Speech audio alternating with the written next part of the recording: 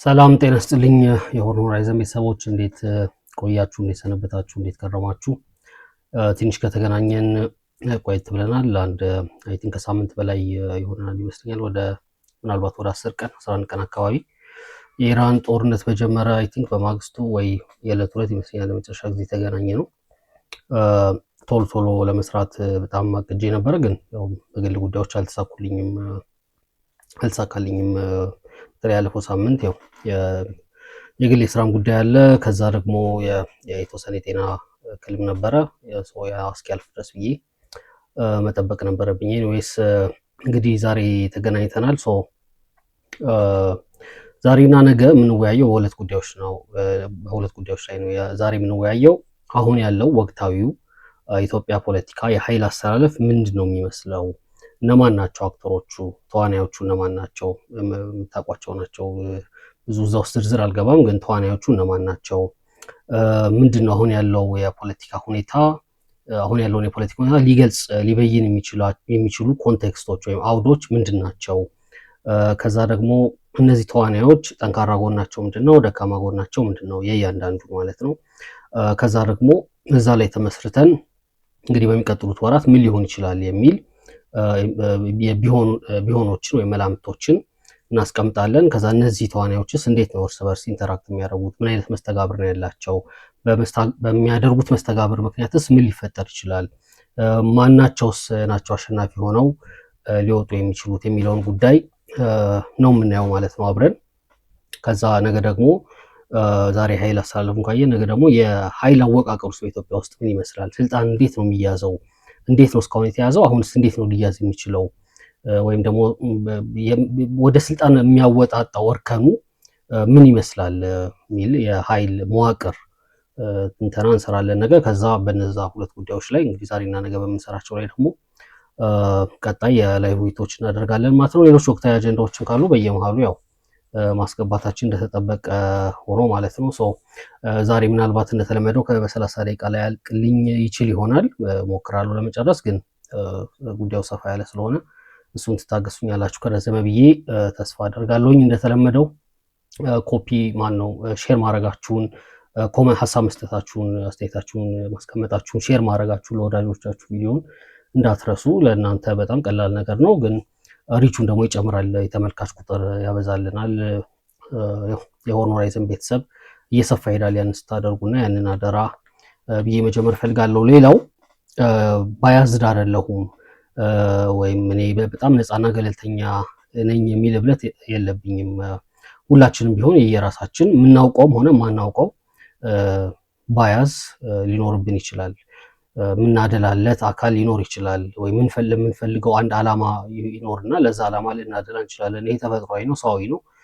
ግን በተቻለ መጠን ይህንን ትንታኔ እንግዲህ አትሊስት ማውቀውን ባያዝ አስወግጄ በሃርድ ፋክትስ መሬት ላይ ባሉ እርግጥ በሆኑ እውነታዎች ላይ ብቻ ተመስርቼ ለማድረግ ሞክሬያለሁ ማለት ነው። ይሄ የኔ ምልከታ ነው። ሌሎች ሰዎች እንዲስማሙ መስማማት አለባቸው የሚል እንትን የለኝም። ሁላችንም የየራሳችንን እምነትና አመለካከት እንደሚኖረን አውቃለሁ። ግን የኔን ምልከታ እንደማጋራ እና ደግሞ በተቻለ መጠን ባያዜን ኋላ ኪሴ ከትቼ ትክክል ብዬ ማስበው ነገር ለማጋራት እንግዲህ ሞክራለሁኝ ማለት ነው። እንግዲህ ባለፈው ስንገናኝ የኢራን ጦርነት የጀመረበት ጊዜ ነበር እና የኢራን ጦርነት ምናልባት 2 ሳምንት 3 ሳምንት ወይም ደግሞ ወራት እድሜ የሚያስቆጠር ከሆነ በእኛ ቀጠና ላይ በአፍሪካ ቀንድ ላይ ያለውንም ፖለቲካ የተወሰነ ይቀያይረዋል፣ የጦርነት አየሩንም ሊያረግበው ይችላል ብያችሁ ነበረ። ከዚህ በፊት ያለውን ቪዲዮ ብታዩት ስለሱ ነው የሚያብራራው። ምክንያቱም በተለይ አንደኛ ምክንያት አድርጌ ያስቀመጥኩት ስትሬት ኦፍ ሆርሙዝን ኢራን ልትዘጋ ትችላለች። ያ ተዘጋ ማለት እንግዲህ የሳውዲ፣ የዩኤኢ፣ የኦማን፣ የኳታር፣ የኩዌት ምናምን ነዳጅ 20% የዓለም ኦይል በዛ በኩል ነው የሚያልፈው እና ከዛ ደግሞ አሁን ሳውዲና ዩኤኢ በቀይ ባህር በኩል ሊያሳልፉ የሚችሉበት እድል አለ። ያው ዩኤኢ በሳውዲ ላይ ተንተርሳ ማለት ነው። ሳውዲ መስመር አላት እና ስለዚህ ያኛው የስትሬት ኦፍ ሆርሙዝ መስመር የሚዘጋ ከሆነ አትሊስት ቀይ ባህር በተቻለ መጠን ሰላም ሆኖ እንዲቆይላቸው ይፈልጋሉ። ምክንያቱም የሀውቲ ታጣቂዎችም እዛ ስላሉና እነሱም ገና ስለሚፈሩ ማለት ነው እና ኢትዮጵያና ኤርትራ ወይም እዚህ አካባቢ ሌላ ትርምስ የሚኖር ከሆነ ቀይ ባህርም ራሱ ስጋት ላይ ይጥላልና ለዛ በጣም ፕሬሸር ያደርጋሉ የተለያዩ አካላቶች የገልፍ ስቴቶችም ሆኑ ሌሎች ጠንካራ ሀገራት የሚል ነገር አስቀምጬ ነበር። አይ ቲንክ ያንን በተወሰነ መልኩ ያየነው ይመስለኛል። ከኢራን ጦርነት በኋላ የተወሰነ መቀዛቀዝ ያየን ይመስለኛል። ኤኒዌይስ ይህንን በኋላ ኮንቴክስቱን አሁን ያለው አውድ ምን ይመስላል የሚለውን ስናነሳ ይህንንም አብሬ ያነሳዋለሁ። በምን እንጀምር? እነማን ናቸው ተዋናዮቹ በሚለው እንጀምር። አሁን በኢትዮጵያ ባለው ፖለቲካ ሜዳ ውስጥ ዋና ዋና የሚባሉ ተዋናዮች እነማን ናቸው ከሚለው እንጀምር። ስለምታውቋቸው ያው እዚህ ላይ ብዙ አልቆይም። እንግዲህ የመጀመሪያው ያው የፌዴራል መንግስትነትን ስልጣን ተቆጣጥሮ ያለው የብልጽግና ፓርቲ ነው ወይም የፌዴራል መንግስቱ ነው። ግን ይሄንን በራሱ መከፋፈል ያስፈልጋል ብዬ አስባለሁ። ምክንያቱም ኦፍኮርስ ኮሄሲቭ ነው፣ እንደ አንድ ዩኒት ነው፣ እንደ አንድ አካል ነው አክት የሚያደርገው ወይም የሚሰራው። ግን የፕራይም ሚኒስትሩ ኦፊስ ወይም ጠቅላይ ሚኒስትሩ፣ ከዛ ሚሊተሪው መከላከያው፣ ከዛ የፓርቲው የራሱ ስትራክቸር ብልጽግና የሚባለው ፓርቲ ራሱ፣ ከዛ ደግሞ የተለያዩ ሴኪሪቲ አፓራተሶች እንደ ደህንነት መስሪያ ቤቱ፣ ይንሳ ምናምን ያሉ የጸጥታ የደህንነት ተቋማት ይነስም ይብዛም ሁሉም የየራሳቸው የተወሰነ ጉልበት አላቸውና እሱን አንድ ላይ ነው ኮንሲደር እያደረኩት ያለሁትና በውስጡ ያ እንዳለ እንዳትዘነጉት። ከዛ ሁለተኛ ላይ እንግዲህ ቲፒኤልኤፍ አለ። ከዛ በኋላ ፋኖ አለ አማራ ክልል ላይ። ከዛ የኦሮሞ ነጻነት ሰራዊት አለ ኦሮሚያ ላይ። ከዛ የተለያዩ ታጣቂ ደግሞ ኃይሎች አሉ። የቤንሻንጉል ጉሙዝ ታጣቂ አለ፣ ጋምቤላ ውስጥ ያለ የኑዌር ታጣቂ፣ የአኝዋ ታጣቂ አለ፣ የአፋር ታጣቂዎች አሉ። የኢትዮጵያ መንግስት ደግሞ የሚያስታጥቃቸው ራሱን ብርጌድ አህመዱ፣ እንዲሁም የቀይ ባህር አፋሮች፣ ምንድነው የቲፒኤፍ የትግራይ ሰላም ኃይል የሚባለው ሀራ መሬት የሚባለው እነሱ እንኳን ትጥቅ መፍታት ነገር ጀምሯል የሚል ዜና ይቻለው ምን ያህል እውነት እንደሆነ አላውቅም። ኤኒዌይስ የተለያዩ ታጣቂ ኃይሎች አሉ። ከዛ በሰላማዊ መንገድ የሚታገሉ የፖለቲካ ፓርቲዎች አሁን ምርጫ እየተወዳደሩ ያሉትም ደግሞ ምርጫው በተወሰነ ደረጃ ቦይኮት አድርገው ያሉት እንደ ኦፌኮ አይነት እንደነ ኢያፓ ምናምን ብዙ በሰላማዊ መንገድ የሚታገሉ ፓርቲዎች አሉ። ከዛ በግለሰብ ደረጃ ደግሞ ኢንፍሉዌንሻል የሆኑ ፊገሮች አሉ። ልደቱ ሊሆን ይችላል፣ ጀዋር ሊሆን ይችላል አሉ። በግለሰብ ደረጃ ደግሞ እንደዚህ ኢንፍሉዌንሻል ፊገሮች እነዚህ ናቸው እንግዲህ ወደ 6 አካባቢ ማለት ነው የዘርዘርኩት በኢትዮጵያ ፖለቲካ ውስጥ አክቲቭሊ ተዋናይ የሆኑ የተወሰነ ይነስም ይብዛም የተወሰነ የኃይል አስተላለፍ ውስጥ የራሳቸው ሚና ያላቸው ማለት ነው። ከኢትዮጵያ ውስጥ ካሉት ውጭ ደግሞ በኢትዮጵያ ፖለቲካ ውስጥ በጣም ተሳትፎ ሊኖራቸው የሚችል ወይም ያላቸው በጎረቤታችን ያሉ እንደዚሁ ኃይሎች አሉ። አንደኛው እንደምታውቁት የኤርትራ መንግስት ነው። ከዛ የሱዳን ወታደራዊ ኃይል አለ፣ ሳፍ አለ። ከዛ የሱዳን ደግሞ ይሄ ሚሊሻ የነበረው የሐሜቲ የሚመራው አርኤስኤፍ አለ። ከዛ የሳውት ሱዳን የደቡብ ሱዳን ታጣቂዎች አሉ። ከዛ በሶማሊያ አልሸባብ አለ። እነዚህ እንግዲህ ኢትዮጵያ ውስጥ ያለው ሁኔታ የነዚህን ተሳትፎ መጉላት ማነስ ወዘተረፈ የሚወስን ነገር ነው። እነዚህ በሙሉ እንደ አክተር ወይም እንደ ተዋናይ ተደምረው ሊያዙ የሚችሉ ናቸው ብዬ አስባለሁ። ከዛ እንግዲህ ወደ ጦርነት የሚካሄድ ከሆነ ወይም ወደ ጦርነት የሚካሄድበትን መንገድ ጭምር ሳይቀር ወይ የሚካሄድበትን ወይም የማይካሄድበትን መንገድ ጭምር ሳይቀር ስፖንሰር ሊያደርጉ የሚችሉ ደግሞ የቅርብም የሩቅም ኃይሎች አሉ። የገልፍ ስቴቶች አሉ። ሳውዲ ያለች፣ ዩኤኢ ያለች እንደምታውቁት በተለያየ ጎራ። አሁን ኢራን የተወሰነ ወደ ጋራ እያመጣቻቸው ይመስላል። ከዛ ግብፅ አለች እና እስራኤል አለች። ከዛ ራቅ ብለው ደግሞ ትንሽ እነ ተርኪ ያሉ፣ አሜሪካ አለች፣ ኢዩ አለ፣ ቻይና አለ። እነዚህ እንደ ሩቅ ተዋናዮች ተደርገው ሊቆጠሩ ይችላሉ። እነዚህን እንግዲህ ይህን ያህል ከዘረዘርኩ ማብራራት አይጠበቅብኝም በበቂ ሁኔታ ስለምታውቋቸው ማለት ነው። ከዚህ በኋላ ምንድነው የማደርገው? አሁን ያለው ኮንቴክስት ምን ይመስላል፣ አሁን ያለው አውድ ኢትዮጵያ ውስጥ ምን ይመስላል የሚለው ነገር ነው ማንሳት የምፈልገው። 5 ነጥቦችን አነሳለሁ እዚህ ላይ። ከዛ እነዚህን 5 ነጥቦች ለማብራራት ሞክራለሁ ማለት ነው። የመጀመሪያው አሁን በኢትዮጵያ ውስጥ ያለው የፖለቲካ አውድ ምን ይመስላል ብለን ስንል እንግዲህ መጀመሪያ ልናይ የምንችለው ነገር በፌዴራል መንግስት ወይም በብልጽግና ፓርቲ እና በቲፒኤልኤፍ እና ምናልባት ከቲፒኤልኤፍ ጋር አንድ ላይ አድርገን ነው ከተባለ ከኤርትራ መንግስት ጋር ወይም ከሻዕቢያ ጋር ከኢፒኤልኤፍ ጋር ያለው ውጥረት ነው።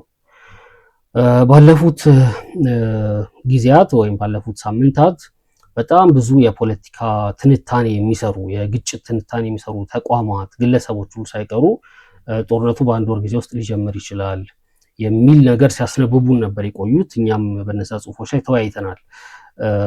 እና አንደኛው እንግዲህ ይሄ ውጥረት ነው። አሁንም ውጥረቱ እንዳለ ነው። የተወሰነ መርገብ የሚታይ ይመስለኛል። ግን ከትናንትና ወዲያ ዜናዎች ካያችሁ በተለይ ትግራይ አካባቢ ላይ ቲፒኤልኤፍ አባላት በየአካባቢው የሄዱ ተዘጋጁ፣ ረዥም ጊዜ ሊሆናችሁ የሚችሉ እህል ያዙ፣ የሚፈጠሩ አይታወቅም አይነት ነገር ሲሉ እንደነበረ አንዳንድ ያልሆነት እንደሆነ አላውቅም፣ ይሄን የዜና ማሰራጫዎች ዘግበው ተመልክቻለሁ። ኤኒዌይስ ውጥረቱ እስካሁን ድረስ እንዳለ ነው። ግን ወደ ጦርነት በቅርቡ የመግባት ፍላጎት አላቸው ወይ ሊገቡ ይችላሉ የሚለው ነገር ባለፈውም የነበረኝን የተወሰነ ዳውት ነግሬያቸዋለሁ። በሁለቱም መካከል አንዱ እንዲጀምር የመግፋት ነገር ነው ያለው። ፌዴራል መንግስቱም ቲፒኤልኤፍ ጦርነቱ እንዲጀምር ቲፒኤልኤፍ ላይ ጫና የማብዛት ቲፒኤልኤፍም የፌዴራል መንግስቱ እንዲጀምር የተለያዩ ፖለቲካ ስራዎችን የመስራት ነገር ነው እንጂ ያለው በሁለቱም በኩል የመጀመር ቀዳሚ የመሆን ፍላጎት አይታይም የሚል ነገር ዲስከስ አድርገን ነበረ። ለምንድን ነው ሁለቱ መጀመር የማይፈልጉት የሚለው ነገር ወደ በኋላ ላይ በደንብ አብራራዋለሁ። ግን የተወሰነ ነገር ልበል። ለምንድን ነው እነዚህ ግጭት ተንታኞች፣ ግጭት የሚተነትኑ ፖለቲካ የሚተነትኑ ትልልቅ ተቋማት ሳይቀር በቅርብ ጊዜ ጦርነት ሊጀመር ይችላል የሚል ጽሁፍ ሲያስነብቡን የቆዩት? የሚሊተሪው የኤንዲኤፍ የትሩፕ ሙቭመንቱን የመከላከያ ኃይል ከአማራ ክልል ኦሮሚያ ክልል ምናምን የነበረው ተንቀሳቅሶ ወደ ትግራይ አዋሳኝ ወይም ድንበር አካባቢዎች ላይ መሄዱን በመመልከት ነው።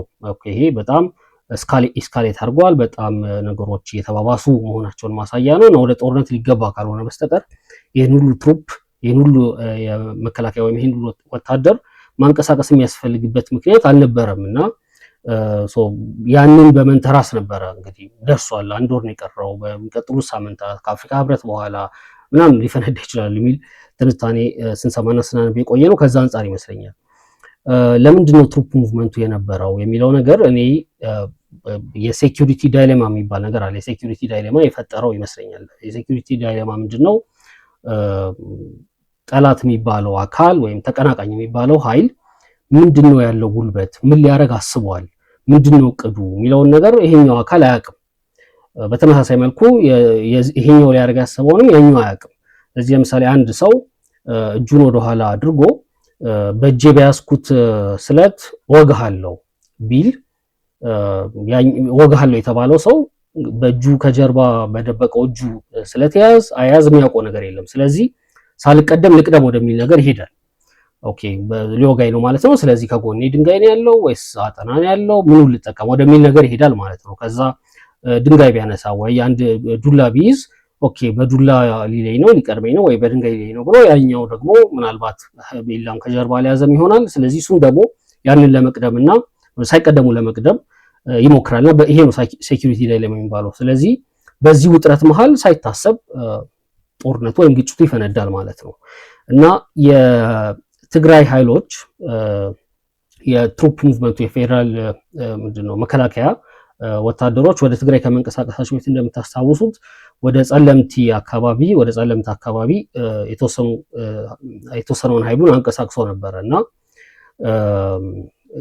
የጊዜያዊ አስተዳደሩ ታደሰ ወረደ የአፍሪካ ህብረትም ሌሎች ኢንተርናሽናል ተቋማትን ለጉዳዩ ትኩረት እንዲሰጡ ለማድረግ ነው እንጂ እኛ የጉልበት እንትን ወይም ጦርነት ፈልገን አይደለም ያን ያደረግነው ብሎ ተናግሮ ነበር እንደምታስታውሱት። ከዛ ከጸለምቲና አካባቢው ገብተው የነበሩትን ኃይሎች አስወጥቷል። በዛ መሃል እንግዲህ ለ3 ለ4 ቀን የነበረው ነገር ታውቃላችሁ። አየር መንገድ ሁሉ አገልግሎቱን አቋርጦ ነበር ወደ ትግራይ። የድሮን ጥቃቶች ነበሩ የተወሰኑ አካባቢዎች ላይ። ለ3 ለ4 ቀን መለስተኛ ጦርነት ተደርጓል። ስለዚህ በፌዴራል መንግስቱ በኩል አይ ቲንክ በቃ ቲፒኤልኤፍ ጦርነቱ ሊጀምረው ነው አሁን የሚል ግምት ወይም አሰምሽን ወይም መላምት የተወሰደ ይመስለኛል። ስለዚህ በቃ ጦርነቱ ሊጀምር ነው ያለኝን ኃይል ወደዛ ልውሰድ በሚል በዛ በሴኩሪቲ ዳይሌማ ውስጥ የተፈጠረ እንጂ የፌዴራል መንግስቱ በዛሽ ቅጽበት ወይም በዛ ሰዓት ጦርነት ለመጀመር ፈልጎ ወይም አቅዶ ያደረገው አይመስለኝም። ምክንያቱም የፌዴራል መንግስቱ ምርጫ ለማድረግ ወይም ብልጽግና ምርጫ ለማድረግ በጣም እንደፈለገ የሚያስታውቅ ይመስለኛል አሁን እየሄደበት ያለው መንገድ። ምክንያቱም አትሊስት እንደው በሀገር ውስጥ ሌጂቲሜሲ ባይሰጠው ራሱ ኢንተርናሽናል ሌጂቲሜሲ ያስገኝለታል። ለዲፕሎማቲክ ኮሚኒቲው ህጋዊ መንግስት ነኝ ይኸው በምርጫ ነው የመጣሁት ለማለት የተወሰነ በር ይከፍታልና እስከ ምርጫው ጊዜ ድረስ በተቻለ መጠን አሁን ያለው ስታተስ ኮ እንዲቀጥል የሚፈልግ ይመስለኛል የፌዴራል መንግስቱና በዛ ጊዜ ጦርነት ለመጀመር ፍላጎት ነበር ወይ የሚለውን እርግጠኛ አይደለሁም። ቲፒኤልኤፍን ግን ኦፍኮርስ እንዲጀምር እየገፋው ነው። ምክንያቱም ማን የጀመረው የሚለው ነገር በራሱ ዲፕሎማቲክ ኮሚቴው ዘንድ የሚያስገኘው ድጋፍና ተቃውሞ ስላለ ማለት ነው። ቲፒኤልኤፍም አይ ዶንት ቲንክ በዛ ሰዓት ጦርነቱ መጀመር የሚፈልግ አይመስለኝም። ምንድነው ቴስቲንግ ዘ ዋተርስ የሚሉት ነገር አለ። የፌዴራል መንግስት ቀጥሮ ምን ሊያደርግ ይችላል እስቲ ሞክሬ ሊው አይነት ነገር እንጂ ጦርነቱን ለመጀመር ፍላጎት የነበረው አይመስለኝም በሰዓቱ። ለምንድን ነው የሌለው የሚለውን በኋላ መለስበታለሁ፣ ግን የነበረው አይመስለኝም። ሶ በሴኩሪቲ ዳይሌማ የተፈጠረ ይመስለኛል ያ የነበረው ከፍተኛ ውጥረትና እንግዲህ አሁን ያ ትንሽ መለስ ያለ ይመስላል፣ ግን ስቲል ውጥረቱ አለ። ውጥረቱ ካለ ሴኩሪቲ ዳይሌማው ስቲል ኤግዚስት የሚያደርግ ሆነ ስቲል ካለ አሁንም የጦርነት መጀመር ሩል አውት ማድረግ አይቻልም። አይጀመርም ብሎ ማለት አይቻልም፣ ግን ያው ፐርሰንቴጅ ነው የምንሰጠው። ምን ያህል እድል አለው ከመቶ እንደው 60 ነው 70 ነው 90 ነው ብለን ቁጥር ነው ልናስቀምጥ የምንችለው እንጂ አይጀመርም ይጀምራል ብሎ መደምደም አይቻልም። ግን ላይክሊሁዱ አነስተኛ ይመስለኛል አሁን ምናልባት በሚቀጥሉት ቀናት ወይ ሳምንታት ከምርጫው ቤት የመጀመሩ ማለት ነው። ይሄን ወደ በኋላ በደንብ እመለስበታለሁ። እንግዲህ ሁለተኛው ከአማራ ክልልና ኦሮሚያ ክልል ላይ ያለው በፋኖ እና በኦላ እንዲሁም በመንግስት መካከል ከመንግስት ጋር እየተደረገ ያለው የሽምቅ ውጊያ ወይም የሽምቅ ጦርነት ነው። ወታደሩ ከአማራ ክልልና የመከላከያ ኃይል ከአማራ ክልልና ከኦሮሚያ ክልል ወጥቶ በነበረበት ጊዜ እና ወደ ትግራይ አካባቢ ሄዶ በነበረበት ጊዜ በአማራ ክልልና በኦሮሚያ ክልል በጣም ኢንቴንሲፋይ አድርጎ ነበር ኢንሰርጀንሲው። የሽምቅ ውጊያው በጣም ኢንቴንሲቲው መጠኑ በጣም ጨምሮ እንደነበረ ያው ባለፈው ተወያይተናል። ግን በዚህ መሀል የተፈጠረው ነገር የተወሰነ ነገር የሚያስገነዝበን ይመስለኛል። አሁን ፋኖም ሆነ የኦሮሞ ነጻነት ሰራዊት ኮንቬንሽናል የምንለውን አይነት መደበኛ የምንለውን አይነት ጦርነት እስካሁን ድረስ አልጀመሩም። ለዛ የሚደርስ አቅም የገነቡ አይመስለኝም። የመደበኛ ጦርነት የሚሆን አቅም የገነቡ አይመስለኝም። ስቲል የሽምቅ ውጊያ ላይ ያለ አቅም ያላቸው ይመስለኛል። ይህንንም በኋላ መለስበታለሁ እና ይሄ እንግዲህ ለተወሰኑ እንግዲህ 2-3 ሳምንታት አትሊስት ቆይቷል ይሄ ነገር እና በዛ መሀል መደበኛ የሚባል ውጊያ በሁለቱም ክልሎች ላይ አላየንም። የሽምቅ ውጊያ የሽምቅ ጥቃቶች በጣም ብዙ አይተናል። ብልጽግናም እንደዚሁ በአየርም በድሮንም ብዙ ነገሮች አድርጓል። ሰው እሱን አይተናል። አሁን ያለው አውድ ምን ይመስላል? የተወሰነ እንግዲህ ወደ ትግራይ አካባቢ ሄዶ የነበረው የመከላከያ ኃይል እየተመለሰ ይመስላል። እንደ መጀመሪያው አካባቢ ባለው ኢንተንሲቲ ላይ አይደለም ያለው፣ ግን አሁንም ሲግኒፊካንት የሆነ ችግር ትልቅ ሊባል የሚችል ችግር በሁለቱ ክልሎች ላይ እየተፈጠረ ነው ያለው ባለው እንግዲህ በፌዴራል መንግስቱና በእነዚህ ኃይሎች መካከል ባለው የሽምቅ ውጊያ ማለት ነው። ሌላው የፌዴራል መንግስቱ በአማራ ክልል ላይ በአድማ በታይ ምናምን በሚሊሻ ኦሮሚያም ላይ እንደዚሁ በኦሮሚያ ፖሊስና በሚሊሻ ኃይል መያዝ ይችላለው የሚል እና ከዛ በአየር ኃይሉ መያዝ ይችላሉ የሚል አሰምሽን የነበረው ይመስለኛል የመከላከያ ኃይሉ ሁሉ ወደ ትግራይ አካባቢ ሲወስድና እሱም ደግሞ በተወሰነ ደረጃ ፎርሽ ሲሆን ያየን ይመስለኛል። ምክንያቱም ኦሮሚያ ላይ በጣም ብዙ ሚሊሻዎች ላይ ጉዳት እንደደረሰ፣ አማራ ክልል ላይም እንደዚሁ ብዙ ሚሊሻዎች ላይ ጉዳት እንደደረሰ ለተወሰነ ሰዓታት ወይ ቀናትም ቢሆን የተወሰኑ መለስተኛ ከተሞች ተይዘው እንደተለቀቁ ሁሉ አይተናል። ለዚህ በጣም ምንድን ነው የተፈጠረው በእነዚህ አጭር ጊዜዎች ውስጥ የሚለውን ማየት ከፈለጋችሁ ደጋግሜ የምጠቅስላችሁ አክሌድ የሚባል አንድ ትልቅ ተቋም አለ እና የአክሌድ ዌብሳይት ላይ ገብታችሁ በየወሩ በየሳምንቱ በየሀገራቱ የተፈጠሩትን የግጭት መጠኖች፣ ቁጥሮች፣ በዛ ግጭት የሞቱ ሰዎች ኮምባታንት ናቸው ታጣቂዎች ናቸው የሞቱት ማለት በመንግስትም ሆነ በተቀናቃኙ ያሉ ታጣቂዎች ወይ ሲቪሊያን ነው የሚለውን በቁጥር ያስቀምጣልና በጣም ብዙ ኢቨንት ነበር፣ ብዙ ቦታ ነበረ ግጭት ወይም ጥቃት የነበረው በዚህ አጭር ጊዜ ውስጥ። ከዛ ብዙ ሚሊሻዎችም እንደምታውቁት ጉዳት ደርሶባቸዋልና ያም ነገር ፉርሽ የሆነ ይመስለኛል። ስለዚህ መከላከያው ብዙ ቦታ ላይ መሆን ሊኖርበት እንደሚችል ለብልጽግና ወይም ለፌዴራል መንግስቱ ሜቢ ያሳየ ክስተትም ይመስለኛል። ሌላው በእነዚህ ባለፉት ቀናት ጀምሮ እየሆነ ያለው ነገር ምንድነው? ከሱዳን የወታደራዊ ኃይል ወይም እንግዲህ ከሳፍ ጋር በአልቡርሃን ከሚመራው ኃይል ጋር ያለው ውጥረት በጣም እየተባባሰ ቀጥሏል። ባለፈው አልቡርሃን ጠቅላይ ሚኒስትር አብይን ለማግኘት ደጋግሜ ሞክሬ አልተሳካልኝም፣ ብለው እንደነበረ ነግሬያችሁ ነበረ የካሜሮን ሁድሰን ሲያናግራቸው እና ከዛ በኋላ ምንድን የሆነው የድሮን ጥቃቶች ከኢትዮጵያ አካባቢ ከቤኒሻንጉል አካባቢ እየተነሱ እንደሆነ መረጃዎች አግኝተናል እና ይሄ ነገር በዚሁ የሚቀጥል ከሆነ የኢትዮጵያ አየር መንገድ በእኛ አየር ክልል እንዳያልፍ እናደርጋለን የሚል ሁሉ ዛቻ ያለው ነገር ሲናገሩ ቆይተዋል እና ከፕሮክሲነት አልቡርሃን ወይ ቲፒኤልኤፍን ወይ ታጣቂዎቹን ወይ ሻቢያን ምናምን አግዞ ሀሜቲ ደግሞ ከኢትዮጵያ መንግስት ጋር ተባብሮ ምናምን ከሚለው ከፕሮክሲ ውጭ ራሱ እንደው ለሌሎች ተቋማት እንደ ኢትዮጵያ አየር መንገድ ላሉ ተቋማት ሁሉ ችግር ሊፈጥር የሚችል ደረጃ ላይ እየደረሰ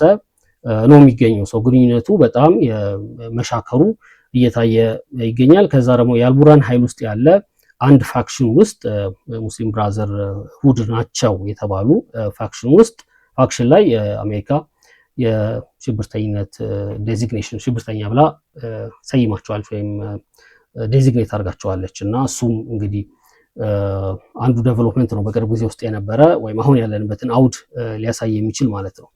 ከዛ ሌላው አሁን ያለንበት አውድ ምንድነው? ምርጫ ሊደረግ በጣም ጥቂት ሳምንታት 2-3 ወር ማክሲመም አይ ቲንክ ከዛ የሚበልጥ ጊዜ አይደለም የቀረው፣ በጣም ጥቂት ጊዜ ነው የቀረው።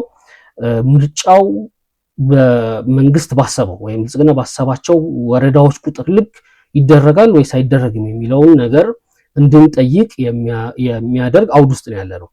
ምርጫውን በተመለከተ አሁን ያሉት የፖለቲካ ፓርቲዎች አይሚን በምርጫ ምናምን የሚለውን ራሱ ብንተው ማስ ሞቢላይዜሽን ይሄ ህዝብን የሚያነሳሱበት ደረጃ ላይ ደርሰዋል ለማለት አስቸጋሪ ነገር ነው ያለው። ስለ ምርጫው ሳወራ ከትናንትና ወዲያ ፋኖ የሰጠው መግለጫ አለ። ምንም አይነት ምርጫ አይደረግም፣ የሚተባበሩ አካላት ላይ በሙሉ እርምጃ ወስዳለሁ ብሏል። ይህንን ማስፈጸም የሚችሉበት አቅም አላቸው ወይስ የላቸውም የሚለውን እሱ ወደ በኋላ መለስበታለሁ። ግን እንግዲህ ምርጫው በእንደዚህ አይነት አውድ ውስጥ ሊደረግ ጥቂት ጊዜ ነው የቀረው። የፌዴራል መንግስቱ ምርጫው ማድረግ ይፈልጋል፣ ታጣቂዎቹ ምርጫው እንዳይደረግ ይፈልጋሉ። በምርጫው የተሳተፉ ያሉ አካላት አይ ዶንት ቲንክ ቮተር ተርናውቱን ራሱ ማለት ተቃዋሚን ይደግፋል ተብሎ የሚታሰበው ህዝብ ራሱ ምን ያህሉ የምርጫ ካርድ አውጥቷል፣ ምን ያህሉ ለመራጭነት ተመዝግቧል የሚለው ራሱ አጠያቂ ይመስለኛል። ኦፍኮርስ የምርጫ ክርክሮቹ የተወሰነ ትኩረት የሳቡ ይመስለኛል። የሰውን ብዙ ተመልካች እንዳገኙ የመንግስት ሚዲያዎችን ዩቲዩብ ቻናል ሄዳችሁ ማየት ትችላላችሁ። ብዙ ተመልካች አግኝተዋል። ላይቭ እንኳን 2000-3000 ሰው እያየ ነበር ክርክሩን። ሰው እንትን አግኝቷል፣ ትኩረት ስቧል የብዙ ሰዎችን። ግን ይሄ እንደው ፍላጎቴ ይባልልኛል የምፈልገው ነገር ወይም እኔ የማስበው ነገር ይባልልኛል በሚል ነው ምርጫ ክርክሩ እየታየ ያለው ወይስ እንደው መራጮችን ወይም ተቋሚ ሊመርጥ የሚችለው ኃይል በዚህ ምርጫ ለውጥ ይመጣል መዘገባለሁ ብሎ በሚልበት አይነት አውድ ውስጥ ነው የሚለው ላይ ጥያቄ ያለኝ አይመስለኝም። እንግዲህ ምርጫው በተመለከተ ይሄ ነው። ሌላው እንግዲህ የነገርኳቸው የታጣቂዎቹ ጉዳይ አለ። እሱም በኋላ መለስበታለሁ። ይሄን ይመስላል ያለንበት የፖለቲካ አውድ። ምርጫ ደርሷል። ምርጫው እንዳይደረግ የሚፈልጉ ታጣቂዎች እንደሚያስተጓጉሉ ሂደቱን ገልጸዋል። መንግስት ይደረጋል ብለዋል። በምርጫው የተሳተፉ ያሉ ፓርቲዎች ያን ያህል ለውጥ የሚያመጡ አይመስልም። እንግዲህ የኔ አሰስመንት ነው ይሄ። ከቲፒኤልኤፍ ጋር ያለው ውጥረት እንደቀጠለ ነው። የተወሰነ መቀዛቀዝ ቢታይም ቅድም ባልኳችሁ ምክንያቶች እንዲሁም በኢራን ጦርነት ጭምር ሳይቀር ማለት ነው የተወሰነ መቀዛቀዝ ቢታይም ስቲል ውጥረቱ እንዳለ ነው። ሴኪሪቲ ዳይሌማው እንዳለ ነው። ነገ ከነገ ወዲያ የሚፈጠሩ አይታወቅም፣ ግን ላይክሊሁዱ ሊቀንስ ይችላል። ከ2 ሳምንት በፊት እንደነበረው ባይሆንም ስቲል ውጥረቱ እንዳለ ነው። ከሱዳን ከሳፍ ጋር ያለው ውጥረት እንዳለ ነው። በአማራ ክልልና በኦሮሚያ ክልል ያለው የሽምቅ ውጊያም እንደቀጠለ ነው ያለው። ያለንበት አውድ ይሄንን ይመስላል። ያለንበት አውድ ይሄ ነው ብለን ካል አሁን አሰስመንት እንስራ፣ ግምገማ እንስራ። እንግዲህ እነዚህ ናቸው ተዋናዮቹ። እነዚህ ተዋናዮች ምንድነው ጠንካራ ጎናቸው፣ ምንድነው ደካማ ጎናቸው የሚለውን ነገር ቶሎ ቶሎ እያልኩ ለማንሳት ልሞክር። የመጀመሪያው እንግዲህ ከብልጽግና ፓርቲ ከፌዴራል መንግስቱ እንጀምር። ምንድነው ምን ጥንካሬ ያለው በሚለው ውስጥ 8 ነጥቦችን ይዣለሁ። እንዳልኳችሁ በተቻለ መጠን ባያዜን ወደኋላ ኪሴ አስቀምጬ ሃርድ ፋክትስ መሬት ላይ ያለው እውነታ ላይ ተመስርቼ ነው ለመተንተን የምሞክረው። ብልጽግና ላይ በጣም ሪዘርቬሽን አለኝ፣ እንደምቃወም ይታወቃል። ግን ያ እንዳይገታኝ ወይም ትንታኔ እንዳያበላሽብኝ ለማድረግ በተቻለ መጠን ሞክራለሁ። የመጀመሪያው እንግዲህ ጥንካሬ ብዬ ያስኩት በብልጽግና በኩል የሚሊተሪ ስትሪንግዝ አለው። የሚሊተሪ መከላከያ የጦር አቅም አለው። የጦር አቅም ሲባል አንደኛው በሰው ቁጥር ነው፣ ሁለተኛ በመሳሪያ ቁጥርና አይነት ነው ወይም ጥራት ነው። የኢትዮጵያ ስቴት አንድ ወዳጅ የኢትዮጵያ ስቴት ቢስት ነው ይላል። የኢትዮጵያ ስቴት አውሬ ነው ይላል። ማለት ግዙፍ ነው፣ ጠንካራ ኃያል ነው ለማለት ፈልጎ ነው ያንን ቃል የሚጠቀመው። ማንም ስልጣን ላይ ቢወጣ የኢትዮጵያ ስቴት በራሱ ለረጅም ጊዜ የቆየ ቢሮክራሲ ስላለው በአጭር ጊዜ ውስጥ በጣም ብዙ ሰው በክፍያም ይሁን በምንም ሞቢላይዝ የማድረግ አቅም አለው። ይሄ እንግዲህ በትግራይ ጦርነት ወቅት እንደምታስታውሱት መከላከያው በጣም ብዙ ጥቃት ከደረሰበት በኋላ በተለይ ከመቀሌ ለቆ የወጣበት ጊዜ እንደምታስታውሱት በጣም ብዙ ምርኮኛ የነበረበት ብዙ ዩኒቶች የፈረሱበት ምናምን ነበርና በጣም በአጭር ጊዜ ውስጥ ምን ያህል ሰው ወደ መከላከያ መቅጠር እንደቻለ ምን ያህል እግረኛ ካነን ፌደርም ሆነ የጥይት ማብረጃም ሆነ ምንም ሆነ ብቻ ምን ያህል ሰው በአንድ ጊዜ ስቦ ማስገባት እንደቻለ የምታስታውሱት ነው። ይሄ እንግዲህ በተለያየ ጊዜ ታይቷል። ኢትዮ ኤርትራ ጦርነት የነበረ ጊዜም በአንድ ጊዜ ነው በጣም በማስ ሞቢላይዝ ማድረግ የቻለው የኢህአዴግ መንግስት። እንደውም ክላፋም ክርስቶፈር ክላፋም የሚባለው ሰው ምን ይላል? በጣም የተደነቁት የነበሩት በጊዜ የነበሩት የኢህአዴግ የህወሓት አመራሮች ሩራል ከሚባሉ ኤሪያዎች ከጋምቤላ ጥግ ሁሉ ሳይቀር ነው ሰው በፍላጎቱ ሲዘምት የነበረው ወይም ደግሞ ማስታወቂያም ሲወጣ ለመመስገብ ሲሄድ የነበረውና ኢትዮጵያ ስቴት ያው ኢትዮጵያ ስቴት የያዘ አካል የቁጥር ችግር አይገጥመውም። ግን አሁን የተለየ የሚያደርገው የመሳሪያ አቅሙም የጨመረ ይመስለኛል። በተለይ የአየር ኃይሉ የበላይነት ያለው ይመስለኛል ከተቀናቃኞቹ ጋር ሲነጻጸር። ሰፊ እንግዲህ የድሮን አቅሙ ከታጣቂዎቹ ጋር የሚነጻጸር ወይም ከተቀናቃኞቹ ጋር የሚነጻጸር አይመስለኝም። ሁለተኛው የተሻለ የፋይናንሻል አቅምና ስፖንሰሮች ያሉት ይመስለኛል። ያው መንግስት ስለሆነ የመንግስት ካዝና በእጁ ስለሆነ የተሻለ የፋይናንስ አቅም እንደሚኖረው ምንም የሚያጠያይቅ አይመስለኝም። ግን ዩኤኢ ለብልጽግና መንግስት የምታደርገው ድጋፍ አሁን ራሱ በጦርነት ውስጥ እያለች ባይዘው አሁን በኢራን ጥቃት እየሰነዘረችባት ራሱ ያለፈው ሳምንት የፍላይት ራዳሮች ስታዩ ስቲል ወደ ኢትዮጵያ የተላኩ መሳሪያዎች አሉ ከዩኤኢ እና የሚቋረጥ አይነት አይመስልም። በፊት እንግዲህ ይሄ አጀስትመንት ስትራክቸራል አጀስትመንት ነው የሚባል ነገር ሲመጣ የአፍሪካ ሀገራት አማራጮች አልነበሯቸውም። ዞር ዞር ብለው ማየት የሚችሏቸው ሀገራት አልነበሩም። ከአይኤምኤፍ እና ከወርልድ ባንክ አመታት ለምንን የምናገኘውን የነበረውን ገንዘብ ነው። ያው ገንዘቡ ለህዝብ ጥቅም ውሏል አልዋለም ሌላ ጥያቄ ሆነው፣ ግን በዛ ደረጃ ነው ዩኤኢ ስትሰጥ የነበረው። እንግዲህ ለውጥ መጣ የተባለበት ጊዜ 2018 ላይ ራሱ የነበረውን የፎሪን ከረንሲ ሪዘርቭ ዩኤኢ የሰጠችው ብር ነው ለተወሰነ ጊዜ ነፍስ የሰራበት የነበረው። ለውጥ መጣ ከተባለ ቀጥሎ ባሉ ሳምንታትና ወራት ውስጥ እንደምታስታውሱት ማለት ነው። የተሻለ የፋይናንስ እና የስፖንሰሮች አቅም አለው ብዬ አስባለሁ። ይሄ ሁለተኛ ጠንካራ ጎኑ ነው። ሶስተኛ ጠንካራ ጎኑ ከተቀናቃኞቹ አንጻር ከቲፒኤልኤፍ፣ ከፋኖ፣ ከኦላ ወዘተረፈ ሲመዘን የተሻለ እንደ አንድ ዩኒት የመስራት ወይም እንደ አንድ ዩኒት ሳይከፋፈል ውስጡ የመስራት ነገር አለው። ክፍል የለም ውስጥ እያልኩ አይደለም። ቅድም እንዳልኩት በሚሊተሪው በደህንነቱ ሁሉም የየራሱ የተወሰነ ይነስም ይብዛም ኃይል ሚዛን አለው ውስጡ። ግን ብዙ ነገር በተወሰኑ ሰዎች ወይም በተወሰነ ሰው ቁጥጥር ስር ስለሆነ እንደ አንድ ዩኒት አክት የማድረግ ነገር ይስተዋላል እና ይሄም የተሻለ ትንሽ አድቫንቴጅ አለው ከተቀናቃኞቹ አንጻር ሲታይ ብዬ አስባለሁ። አራተኛው የማክሮ ኢኮኖሚ ሪፎርሙ በረዥም ርቀት የሚጠቅም ነው ብዬ አላስብም። እኔ ብዙ የሊበራላይዜሽን የኒዮ ሊበራሊዝም ምናምን እና የነዚህ የአይኤምኤፍ ወርልድ ባንክ ምናምን አይነት ተቋማት ፋን አይደለሁም፣ ምንድነው አድናቂ አይደለሁም።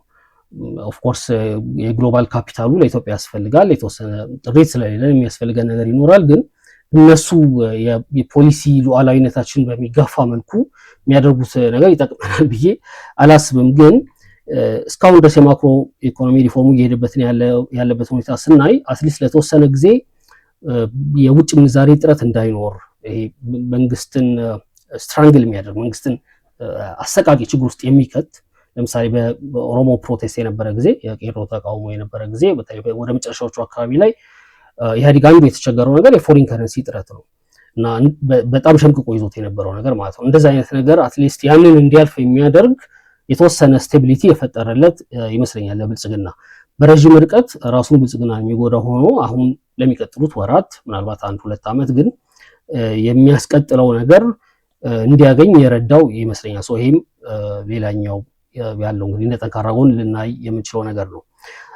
በአምስተኝነት የያዝኩት ተቀናቃኞቹ በተደጋጋሚ ሲወድቁ ሚስካልኩሌሽን ሲፈጽሙ ስለቆዩ የተወሰነ በተከታዮቻቸው ዘንድ ተስፋ መቁረጥ ተፈጥሯል እና ይሄም ለብልጽግና እንደ ጠንካራ እድል ወይም እንትን ሊታይለት የሚችል ይመስለኛል። ምክንያቱም በተቀናቃኞቹ ላይ ያለው እምነት የህዝብ እምነት በጨመረ ቁጥር የብልጽግና አቅም ስለሚዳከም ማለት ነው እና ያ የተወሰነ ጉልበት የሚሰጠው ይመስለኛል ወይም የተወሰነ አድቫንቴጅ የሚሰጠው ይመስለኛል። ከዛ በስድስተኝነት የያዝኩት የፌዴራል መንግስትነትን ስልጣን በእጁ ስላለ ብልጽግና ሪሶርሶችን ለምሳሌ በጀት፣ የክልል በጀቶችን፣ ነዳጅ፣ መድኃኒት ሊሆን ይችላል የተለያዩ ቁሳቁሶችን በእጁ የመያዝና የመከልከል አቅም አለው። አሁን ከቲፒኤልኤፍ ጋር ባለው ሰጣ ገባ ውስጥ የፌዴራል መንግስቱ ብዙ ሲጠቀመው ያየ ነው ይህንን ነው። ወይ ነዳጅ ይይዛል ወይ ምንድነው የበጀት ድጎማውን አንቆ ይይዛል ወይም ደግሞ የተወሰኑ ግለሰቦችን ኢቭን የባንክ አካውንት የቲፒኤልኤፍ አመራሮችም ሊሆን ይችላል የባንክ አካውንት ያግዳል። እነዚህ ነገሮች ቴሌኮም፣ መብራት እየባሰ ሲመጣ ማለት ነው። እነዚህ ነገሮች በፌዴራል መንግስቱ እጅ ያሉ ነገሮች ስለሆኑ እና ይህንን ደግሞ እንደፈለገ መያዝ እና መልቀቅ ስለሚችል ያም የተወሰነ አድቫንቴጅ ይሰጠዋል ብዬ አስባለሁ። ይሄ እንግዲህ እነዚህ ጠንካራ ጎኖቹ ናቸው። ከዛ በሰባተኝነት የያዝኩት ምንድን ነው እንግዲህ ረዥም ጊዜ ነው የኢትዮጵያ ህዝብ ትግል ላይ የቆየው። በኢህአዴግም ጊዜ ትግል ላይ ነበር እንደምታውቁት። አማራ ክልል ላይ የነበረውን፣ ኦሮሚያ ክልል ላይ የነበረውን፣ ኢቭን ትግራይ ላይ እና አረና ሲያደርጉ የነበረው ነገር የምታውቁት ነው። ከዛ ደግሞ የብልጽግና መንግስት ከመጣም በኋላ ኦሮሚያ ላይ ትግሉ እንደቀጠለ ነው። አማራ ክልል ላይ የተነሳው ነገር ባለፉት 2-3 ዓመታት የምታዩት ነው። ትግራይ ላይ የነበረው አውዳሚ ጦርነት የምታውቁት ነው እና እነዚህ ነገሮች ህዝቡን የፕሮቴስት እና የትግልና የጦርነት ፋቲግ ውስጥ ድካም፣ ዝለት ውስጥ የከተቱት ይመስለኛል። በንቃት ሄዶ እንደ አፍላ ትግል ላይ እንዳለ አይነት ትግል ለመሳተፍ ወደኋላ የሚጎትቱ ይመስለኛል። እንደው ይነስም ይብዛም ትንሽ ሰላም ትሻለኛለች፣ የተወሰነ እስቲ ደግሞ ልጆቼ ላሳደግ ልረፍ ምናምን የሚል አይነት ነገር ስሜት ውስጥ ሰው ሊገባ ይችላል እና የፕሮቴስት ፋቲግ መኖሩ እና የፕሮቴስት ፋቲግ የሚያመጣቸው ኮንስኮንሶች እንደዚሁ ለብልጽግና የሚጠቅሙት ይመስለኛል። ይህንንም በብልጽግና ሳይድ ነው የቆጠርኩት። በመጨረሻ የተቀናቃኞቹ ኮንፍሊክቲንግ ኢንተረስትስ ማለት ህወሓት አለ፣ ፋኖ አለ፣ ኦል አለ። እንግዲህ የተወሰነ መናበብና ጥምረት የፈጠሩ ይመስላል። የተለያዩ ሚዲያዎችም ያንን ዘግበዋል። እያየን ያለው ነገር ነው። ግን በእነዚህ ኃይሎች መካከል የፍላጎት ልዩነት አለ። የርዕዮተ ዓለም የዓላማ ምናምን እሱ እንዳለ ሆኖ የፍላጎት ራሱ ልዩነት አለ። አሁን ለተወሰነ ጊዜ አንዳንድ ነገሮች በይደር ምንድነው ጸብ እናሳድርና ዋናውን ጠላት እንትን ብለን የራሳችን ጸብ ነገ እንጣላለን በሚል የተወሰነ ሊኬድ ይችላል። ግን ያለው የፍላጎት ልዩነት ራሱ በሂደት አይ ቲንክ ለብልጽግና የተወሰነ እድል የሚሰጠው ይመስለኛል። በተለይ ዲቫይድ እና ሩል ማድረግ ከፈለገ ከአንዱ ጋር ተራድሮ አንዱ መሳብ ከፈለገ ምናምን የተወሰነ እድል የሚሰጠው ይመስለኛል። ይህንንም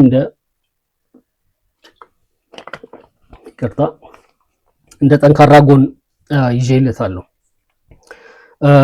ያው እንግዲህ እንዳልኳችሁ ብልጽግና ስንል በውስጡ ሚሊተሪው አለ፣ ከፕራይም ሚኒስትር ኦፊስ ቀጥሎ ማለት ነው። የደህንነት መስሪያ ቤቱ አለ፣ የተለያዩ ፓርቲው ራሱ አለ። እነዚህ የራሳቸው ኃይሎች ይኖራቸዋል። ግን ሶፋር ኢንዲፔንደንትሊ በነፃነት ሲንቀሳቀሱ አላየንም። ለምሳሌ ኢህአዲግ እንግዲህ ያው ኦሮሚያም አማራም ክልል ላይ የነበረው ትግል እንዳለ ሆኖ ግን ኢህአዲግ ሲወገድ ወይም ለውጥ መጣ ሲባል በኢህአዲግ ውስጥ የነበሩት ድርጅቶች ወይም የኢህአዲግ አባል ድርጅቶች ውስጥ የነበረው ፍትጊያ በጣም ወሳኝ ሚና ነበረው እንደምታስታውሱት። እና አሁን ፓርቲው በዛ ደረጃ አንድን ሰው ፐርጅ የማድረግ አንድን ሰው ከስልጣን የማንሳት ወይም ሹምሽረት የማድረግ ፓርቲ ውስጥ ፕሬዚዳንት የመቀየር ወይም ፕሬዚዳንት የመቀየር ምናምን አይነት ኢንዲፔንደንትሊ አክት የሚያደርግበት በነፃነት ማንም ጫና ሳያደርግበት የሚንቀሳቀስበት ሁኔታ ላይ ያለ አይመስለኝም እና መከላከያ ውስጥ ያሉትም ሰዎች እንደዛው ደህንነት ውስጥም እንደዛው ሰው ግን ስቲል ሩል አውት ሙሉ ለሙሉ ምንም ነገር የለም ብሎ ዘግቶ ላለማለፍ ነው በዛ ውስጥ እዩዋቸው የሚል ነገር ያስቀመጥኩት። እንግዲህ በደካማ ይሄ ጠንካራ ጎኖቹ ብዬ ወይም አድቫንቴጅ ያለው አድቫንቴጅ ብዬ ያስኳቸው ናቸው። ከዛ ደግሞ ምንድነው ደካማ ጎኑ በምንድነው ዲስአድቫንቴጅድ የሚሆነው ብልጽግና የሚለውን በተመለከተ እንዲሁ እንዳይሰለቻችሁ 8 ነጥቦች ላስቀምጥ ቶሎ ቶሎ እያልኩ። የመጀመሪያው አይ ቲንክ ብልጽግና በናሬቲቭ የተሸነፈ ይመስለኛል። ትግራይ ላይም ይሁን አማራ ክልል ላይም ይሁን በተወሰነ ደረጃ ኦሮሚያ ክልል ላይ ስቲል አለው የተወሰነ፣ ግን አብዛኛው በከተሞች ላይ እንደዚሁ ነው። አብዛኛው ቦታ ላይ በትርክት ወይም በናሬቲቭ ተሸንፏል።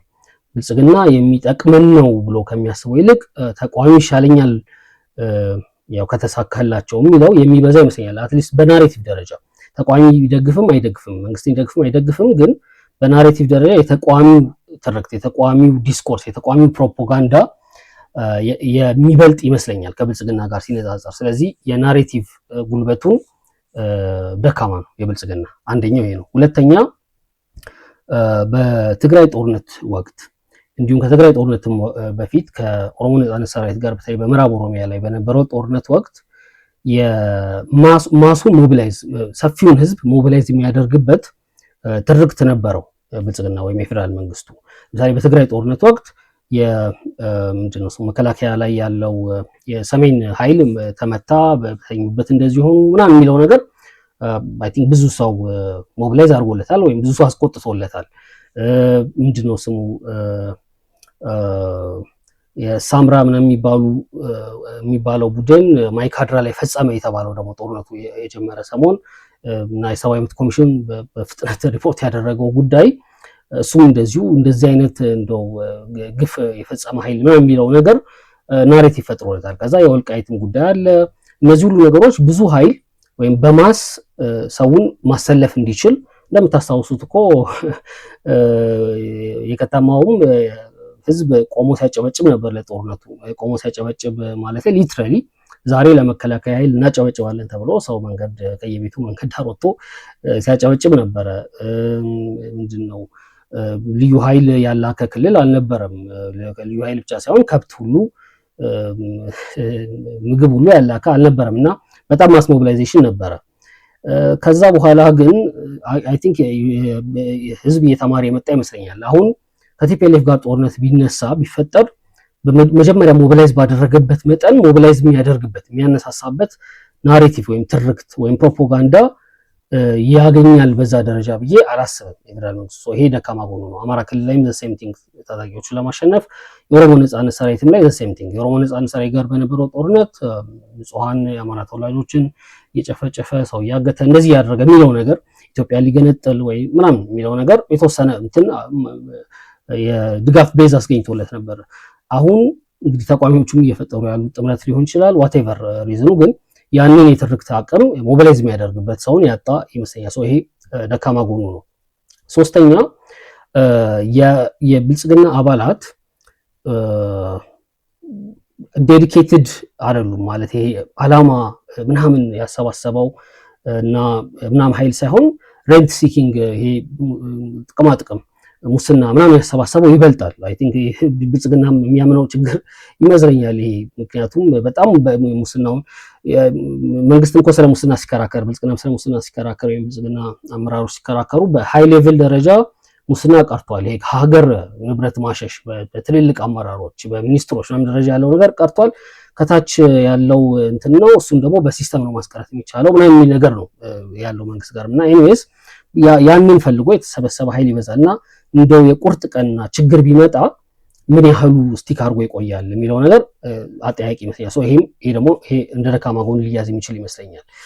ከዛ በአራተኝነት ያዝኩት ከጎረቤት ሀገራት ጋር ያለው በጣም የሻከረ ግንኙነት፣ በተለይ ወደብ ኢትዮጵያ የወደብ ፍላጎት አላት። በባሌም ሆነ በቦሌ ወደብ እናገኛለን ከተባለ በኋላ ከጅቡቲ ጋር ያለን ግንኙነት ሻክሯል። ከኤርትራ ጋር ያለን ግንኙነት ሙሉ ለሙሉ ተበላሽቷል። ከሶማሊያ ጋር ያለን ግንኙነት በሶማሌላንድ ኤምኦዩ ምክንያት ተበላሽቷል። ከጎረቤት ሀገራት ጋር ያለው ግንኙነት የብልጽግና ጥሩ የሚባል አይመስለኝም። እንግዲህ ይሄም እንዳንድ ደካማ ጎን የሚታይ ነው። ምክንያቱም እነዚህ ጎረቤት ሀገራት ናቸው ምንድነው ነፃ መሬትም የስልጠና መሬትም ምናምን ሊሰጡ የሚችሉት ለታጣቂዎች ማለት ነው። ይሄ እንደ ደካማ ጎን የሚታይ ይመስለኛል። አምስተኛ የብልጽግናን ስትራክቸር የብልጽግናን አካሄድ ካየነው በግለሰብ ላይ የተንጠለጠለ ነው እና አይ ቲንክ ኢህአዴግ ውስጥም በተለይ ቲፒኤልኤፍ ውስጥ የነበረው ችግር ይሄ ይመስለኛል። ከቲፒኤልኤፍ የእርስ በርስ ሽኩቻ ህንፍሽፍሽ ምናምን በኋላ መለስ በጣም ጎልቶ ወጥቶ ነበር እንደምታስታውሱት እና የኢህአዴግ ውድቀት የጀመረው ከመለስ ሞት በኋላ ነው ቢባል አይ ቲንክ የተሳሳተ ትንታኔ አይመስለኝም። ምክንያቱም ከዛ በኋላ የውስጥ ያለው ሽኩቻ በጣም ጎልቶ ነው የወጣው። እንደውም ያን ጊዜ የተሻለ ስትራክቸር ነበር ብዬ አስባለሁ። አሁን የተወሰኑ ከላይ ያሉ ሰዎች ከሌሉ እኔ ነኝ መሆን ያለብኝ የሚሉ ብዙ የጎበዝ አለቆች ወይም የሰፈር አለቆች ያሉ ይመስለኛል እና የፓወር ሽኩቻው ብልጽግናን አደጋ ውስጥ የሚከተው ይመስለኛል። ይሄ በግለሰብ ላይ የተንጠለጠለ መሆኑ እንግዲህ ደካማ ሳይዱ ብዬ ይዤዋለሁ። ከዛ ቅድም የነገርኳቸው የማክሮ ኢኮኖሚ ማሻሻያው ለጊዜው የተወሰነ ጥቅም ቢያመጣም በዘላቂነት ግን ችግር እያባባሰ የሚሄድ ይመስለኛል። እንግዲህ እሱም የተወሰነ ጊዜ ከቆየም በኋላ ነው ልናይ የምንችለው። ወይ ልክ ሊሆን ይችላል ወይ ልሳሳት እችላለሁ። ግን ከተለያዩ ስትራክቸራል አጀስትመንትን ተግባራዊ ካደረጉ ሀገራት ልምድ እና ታሪክ በመነሳት ይሳካል ብሎ ማሰብ በጣም አስቸጋሪ ይመስለኛል እና ያ ካልተሳካ ታጣቂዎቹን ተቋሚዎቹን ምናምን እርሷቸውና የህዝብ ቁጣ በራሱ ሌላ ነገር ማምጣቱ አይቀርም እና እሱንም እንደ ደካማ ጎን ይዤዋለሁ። ከዛ በሰባተኝነት እንግዲህ አሁን ያለው የመከላከያ ኃይል ከሶማሌ ጀምሮ እንግዲህ ለውጡ ሊመጣ አካባቢ የነበረው ነገር ታስታውሳላችሁ። የሶማሌና ኦሮሚያ ድንበር ላይ ከዛ ጀምሮ በትግራይ በኦሮሚያ በአማራ በጣም ኦቨር ስትሬች ያደረገ መከላከያ ነው። በጣም ፋቲግ ውስጥ የገባ መከላከያ ነው። ብዙ የደከመ የመከላከያ ኃይል ነው ያለው ማለት ብዙ ስራ ነበረበት ባለፉት ዓመታት ውስጥና ይሄም የተወሰነ እንደ ድካም ሊያዝ የሚችል ነው ብዬ አስባለሁ። የመጨረሻው የፈጠራቸው ጠላቶች ብዛት ብልጽግና ኦሮሚያ ላይ ታጣቂ ጠላት አለው፣ የሰላማዊ ተቃዋሚ አለው። አማራ ክልል ላይ ታጣቂ ጠላት አለው፣ የሰላማዊ ተቃዋሚ አለው። የትግራይ ላይም እንደዛውና ከዛ ደግሞ ጎረቤት ሀገርም እንደነገርኳችሁና በጣም ብዙ ጠላት ማፍራቱ እና እነዚህ ጠላቶች ደግሞ በጊዜ ሂደት ውስጥ ወደ መተባበር እየመጡ መሆናቸው እንደ ደካማ ጎን የሚያዝ ነው ብዬ አስባለሁ። ይሄንን ይመስላል ለብልጽግና ያለኝ አሰስመንት። ቲፒኤልኤፍን በተመለከተ ጠንካራ ጎኑና ደካማ ጎኑን አጠር አድርጌ ላስቀምጥ። አምስት ነጥቦች ላንሳ ለሁለቱ። ቲፒኤልኤፍን በተመለከተ እንደ ጠንካራ ጎን ሊታይ የሚችለው ያለው የወታደር ቁጥር ብዛት ባትል ሃርድ እንዲሆነ ማለት ቅርብ ጊዜ ጦርነት ተዋግቶ የሚያውቅ የጦርነት ልምድ ያለው እና ከሌሎች ታጣቂዎች አንጻር ሲታይ ከኦሮሞ ነጻነት ሰራዊት ከፋኖ አንጻር ሲታይ ወደ 200 ምናምን ሺህ እንግዲህ የመንግስት ፊገር ማለት ነው ታጣቂዎች አሉት። ይሄ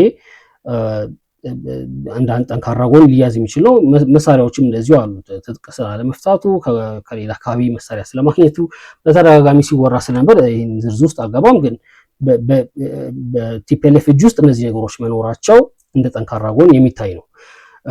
በሁለተኝነት ከአልቡርሃን ኃይል ከሳፍ እንዲሁም ከሻቢያ ወይም ከኤርትራ መንግስት ሊያገኝ የሚችለው ድጋፍ እንዲሁም ከሌሎች ታጣቂዎች ፋኖም ሆነ ኦላ ሊያገኝ የሚችለው ድጋፍ እንደ ጠንካራ ጎን ሊታይለት ይችላል ወይም እንደ አድቫንቴጅ ሊታይለት ይችላል ብዬ አስባለሁኝ። ምን ያህል ነው ይሄ ድጋፍ እስከምን ድረስ ነው ሊሄድ የሚችለው የሚለው ነገር በኋላ ሴናሪዮ ላይ መለስበታለሁ። ሶስተኛ የህወሓት በጣም ጠንካራ የሆነ የቆየ ድርጅታዊ መዋቅርም እንደ ጥንካሬ ሊታይለት ይችላል ብዬ አስባለሁ። ምክንያቱም አባላቶቹ ላይ ያለው እስከታች ድረስ ያሉ ካድሬዎቹ ላይ ያለው ጉልበት ድርጅቱ በጣም ጠንካራ ነው። እነ ጌታቸው ረዳ የጊዜያዊ አስተዳደር ስልጣን ሁሉ ይዘው ሊነቀንቁት ያልቻለ እንትን ነው። ኦልሞስት እንደ ሃይማኖት ሁሉ ሊታይ የሚችል ይመስለኛል አባላቶቹ ላይ ያለው ጉልበትና ደግሞ ብዙ አባላቶች ናቸው ያሉት። ይሄም የድርጅት ጥንካሬ ድርጅታዊ ጥንካሬ እንደ ጠንካራ ጎን ሊታይለት የሚችል ይመስለኛል። ከዛ በአራተኝነት የያዝኩት ከዲፕሎማቲክ ኮሚኒቲው ጋር ከፋኖና ከኦላ አንጻር ሲታይ የተሻለ የሚባል እውቅና ወይም ግንኙነት አለው። ያው ረጅም ጊዜ ስልጣን ላይም ቆይቷል፣ ረጅም ጊዜ ትጥቅ ትግል ላይም ቆይቷል። ነጮቹ አፍሪካ ውስጥ ስለ ትጥቅ ትግል ሲነሳ እንደ ምሳሌ የሚጠሩት አካል ነበር ለረጅም ጊዜ እንደምታውቁት። ምክንያቱም ምርኮኛ የሚይዝበት መንገድ ምናምን ብዙ ከዲስፕሊን ጋር የተያያዙ ጉዳዮች፣ ከዛ ደግሞ ስልጣን ከያዘ በኋላ እንደ ሌሎች በትጥቅ ትግል ስልጣን እንደያዙ ኃይሎች ሳይሆን በተለይ ዴቨሎፕመንት ስቴት ከመጣ በኋላ ያደረጋቸው ለውጦች ምናምን እነዚህ ሁሉ ነገሮች እንደ ፖዚቲቭ ነገር ተወስደውለት አይ ቲንክ ከዲፕሎማቲክ ኮሚኒቲው ጋር የተሻለ ግንኙነት ያለው ይመስለኛል ከሌሎቹ ታጣቂዎች አንጻር ሲታይ ማለት ነው። ይህም ጠንካራ ጎን የሚያዝ ነው። ሌላው የፌዴራል መንግስት በጀት ይይዝበታል፣ ሌሎች ነገሮች አሉ። ግን ይሄ እንዳለ ሆኖ ራሱን ፋይናንስ ሊያደርግ የሚችልበት የዋርታይም ኢኮኖሚ የፈጠረለት የህገወጥ የወርቅ ንግድ እንደ ጠንካራ ጎን ሊያዝለት ይችላል። ምክንያቱም ገንዘብ ያገኝበታል ዞሮ ዞሮ እና በዛ ገንዘብ ለወታደሮች ደሞዝም ሆነ ሂድ አላቅም ከግለሰቦች ኪስ አልፎ ግን ለመሳሪያ ግዥም ሆነ ዋቴቨር ሊጠቀምበት የሚችል ይነስም ይብዛም ከሌሎች ተቋሚዎች አንጻር ሲታይ የተሻለ የፋይናንስ አቅም አለው እና ይሄ እንደ ጠንካራ ጎን ሊያዝለት የሚችል ይመስለኛል። ወደ ደካማ ጎኑ ስንሄድ የመጀመሪያው ደካማ ጎን በመጀመሪያው ዙር ጦርነት በትግራይ ጦርነት ወቅት ቲፒኤልኤፍ ወይም የቲፒኤልኤፍ አመራሮች ያሳዩት ሚስ ካልኩሌሽን የገቡበት የተሳሳተ ስሌት ኤርትራ ጦርነት ውስጥ ልትገባ እንደምትችል በጣም ብዙ ሰው ሲገምት ነበረ። ኢቨን ደብረጽዮን ዶክተር ደብረጽዮን ራሱ ላገኛቸው ሰዎች በተለይ ከዚህ በሽምግልና ለሄዱ ሰዎች ሁሉ ሳይቀር ተከበን ያለ ነው ኤርትራም በዚህ ያለች እንደዚህ ብሎ ሲያስረዳ ነበርና ለዛም ይሆን የመከላከል አቅም ሳያደራጁ ወደ ጦርነቱ የገቡት የሚል ያው እንግዲህ በዚህ እንገማገም የሚል ብዙ ችግር እንደተፈጠረ ታውቃላችሁ በሂደት። በዚህ ምክንያት እነዚህ ሚስ ካልኩሌሽኖች በኋላ ህዝብ በማስ ባይሄድ የቲፒኤልኤፍ ተቋሚ የነበሩ ሰዎች ሁሉ ወደ ትጥቅ ትግል ባይሄዱ ኖሮ አይ ዶንት ቲንክ ቲፒኤልኤፍ ማገገም የሚችል የነበረ አይመስለኝም እና የትግራይ ህዝብ ነው ቲፒኤልኤፍን ያዳነው ብዬ አስባለሁ። ያ ሚስ ካልኩሌሽን በህዝብ ዘንድ የፈጠረው የእምነት መላላት ያለ ይመስለኛል። አሁንስ ምን ያህል ተዘጋጅተዋል እነዚህ ሰዎች ዝም ብለው ነው እንዴ ምናምን የሚል ነገር የፈጠረ ይመስለኛል እና ይሄ የተወሰነ የፐብሊክ ሌጂቲሜሲውን በህዝብ ዘንድ ያለውን ሰፊ የነበረውን ተቀባይነት የሸረሸረበት ይመስለኛል። የመጀመሪያው ደካማ ጎን ብዬ ያስኩት ይሄ ነው፣ ወይም ዲስአድቫንቴጅ ላይ ያስቀምጠዋል ቲፒኤልኤፍ ነው ያልኩት። ሁለተኛው በቲፒኤልኤፍ ውስጥ የተፈጠረው የስልጣን ምናምን የሀሳብ ልዩነት ሊሆን ይችላል፣ ሽኩቻ፣ የፓወር ስትራግል የተወሰነ ቲፒኤልኤፍን ያዳከመው ይመስለኛል። እንደምታውቁት ጌታቸው ወጥተዋል። ከዛ ቲዲኤፍ ውስጥ ከነበሩ ውስጥ ደግሞ የተወሰኑት ወጥተው ሀራ መሬት ምናምን ማቋቋማቸው ይታወቃል። እነ ጻድቃን ወጥተዋል ምናምንና ያ የነበረው ክፍፍል አጌን በህዝብ ዘንድ የነበረውን እምነት በተወሰነ ደረጃ የሚሸረሽር ነው። የድጋፍ መሰረትን የሚከፋፍል ነው። አንዱ ደጋፊ የመሆን ነገር ስለሚያመጣ ማለት ነው። ይሄ ቲፒኤልኤፍን ዲስአድቫንቴጅ ውስጥ የከተተ ወይም ደካማ ጎን ልንይዘው የምንችል ይመስለኛል። ሶስተኛው ልክ የፌደራል መንግስቱ በማስ ሞቢላይዝ ለማድረግ እንደተቸገረ ሁሉ ቲፒኤልኤፍም ሰፊውን የትግራይ ህዝብ ሞቢላይዝ ለማድረግ የተቸገረ ይመስለኛል። ምክንያቱም ከረዥም ጊዜ ጦርነት በኋላ ነው ያ አንጻራዊ በፕሪቶሪያ ምክንያት የመጣው አንጻራዊ የሚባለው ሰላም የመጣውና ከዛ በኋላ ወደ ጦርነት ለመግባት ሰውን ሞቢላይዝ ለማድረግ በጣም ብዙ ምክንያት የሚፈለግ ይመስለኛል። ምክንያት ያስፈልጋል ህዝብን ማነሳሳት የሚቻልበትና ቲፒኤልኤፍ ለረዥም ጊዜ ያንን አቶ የቆየ ይመስለኛልና ይሄ እንደሌላ ደካማ ጎን መታየት ያለበት ይመስለኛል። ከዛ በአራተኝነት አይ ቲንክ ሰማሃር ይመስለኛል ሰማሃል መለስ የትግራይ ኔሽን አንሜኪንግ ውስጥ የተጠቀመችው ቃል በትክክል ትዝ አይለኝም። የትግራይ ኔሽን ቢልዲንግ ወደኋላ ባክትራክ እያደረገ መሆኑ ስትናገር ነበር አይ ቲንክ ከአመት ከሁለት ዓመት በፊት እና ይሄ በቲፒኤልኤፍ ውስጥ የተፈጠረው መከፋፈል በትግራይ ውስጥ ከብዙ ዓመት በፊት የነበረውን የሪጂናሊዝም አካባቢያዊነት የተወሰነ እንደገና ቆፍሮ ያወጣው ይመስለኛል። ደቡብ፣ ተንቤን፣ አድዋ ምናምን የሚለውን ነገር የተወሰነ ቆፍሮ ያወጣው ይመስለኛል እና ኦፍ ኮርስ እነዚህ ነገሮች በተለያየ አጋጣሚ ሊደበዝዙም ሊጎኑም የሚችሉ ነገሮች ናቸውና ዞሮ ዞሮ ግን ይህም የተወሰነ ቲፒኤልኤፍን ዲስአድቫንቴጅ ውስጥ የሚያስቀምጠው ነገር ይመስለኛል። የመጨረሻው በጀት እና አስፈላጊ የሚባሉ ነገሮች ቁሳቁሶች ነዳጅ ይሁን መድኃኒት ይሁን ወዘተረፈ ባንኪንግ አገልግሎት ሰርቪሶች ምናምን ፌዴራል መንግስቱ ላይ ዲፔንደንት መሆኑ ፌዴራል መንግስት ላይ የተመሰረተ መሆኑ ዲስአድቫንቴጅ ውስጥ የሚከተው ይመስለኛል ቲፒኤልኤፍን። ይሄ ነው እንግዲህ ቲፒኤልኤፍ ደካማ ጎኖች ብዬ ያስኩት። ከዛ በተረፈ ያው የጦር መሳሪያ ሲነጻጸር ከብልጽግና አንጻር የሚመጣጠር አይመስለኝም።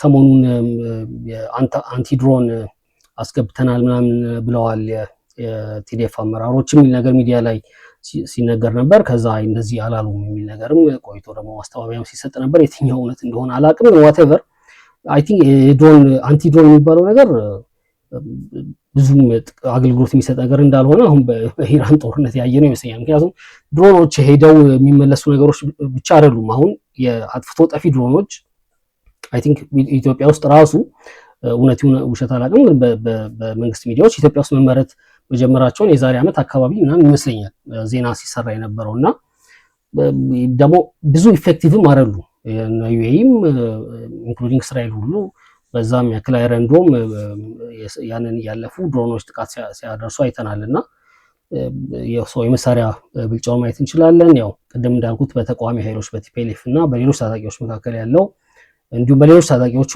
መካከል እርስ በርስ ያለው የፍላጎት ልዩነት፣ ከዛ ደግሞ በትግራይ ውስጥ በራሱ የተቃዋሚ ኃይሎች መኖራቸው።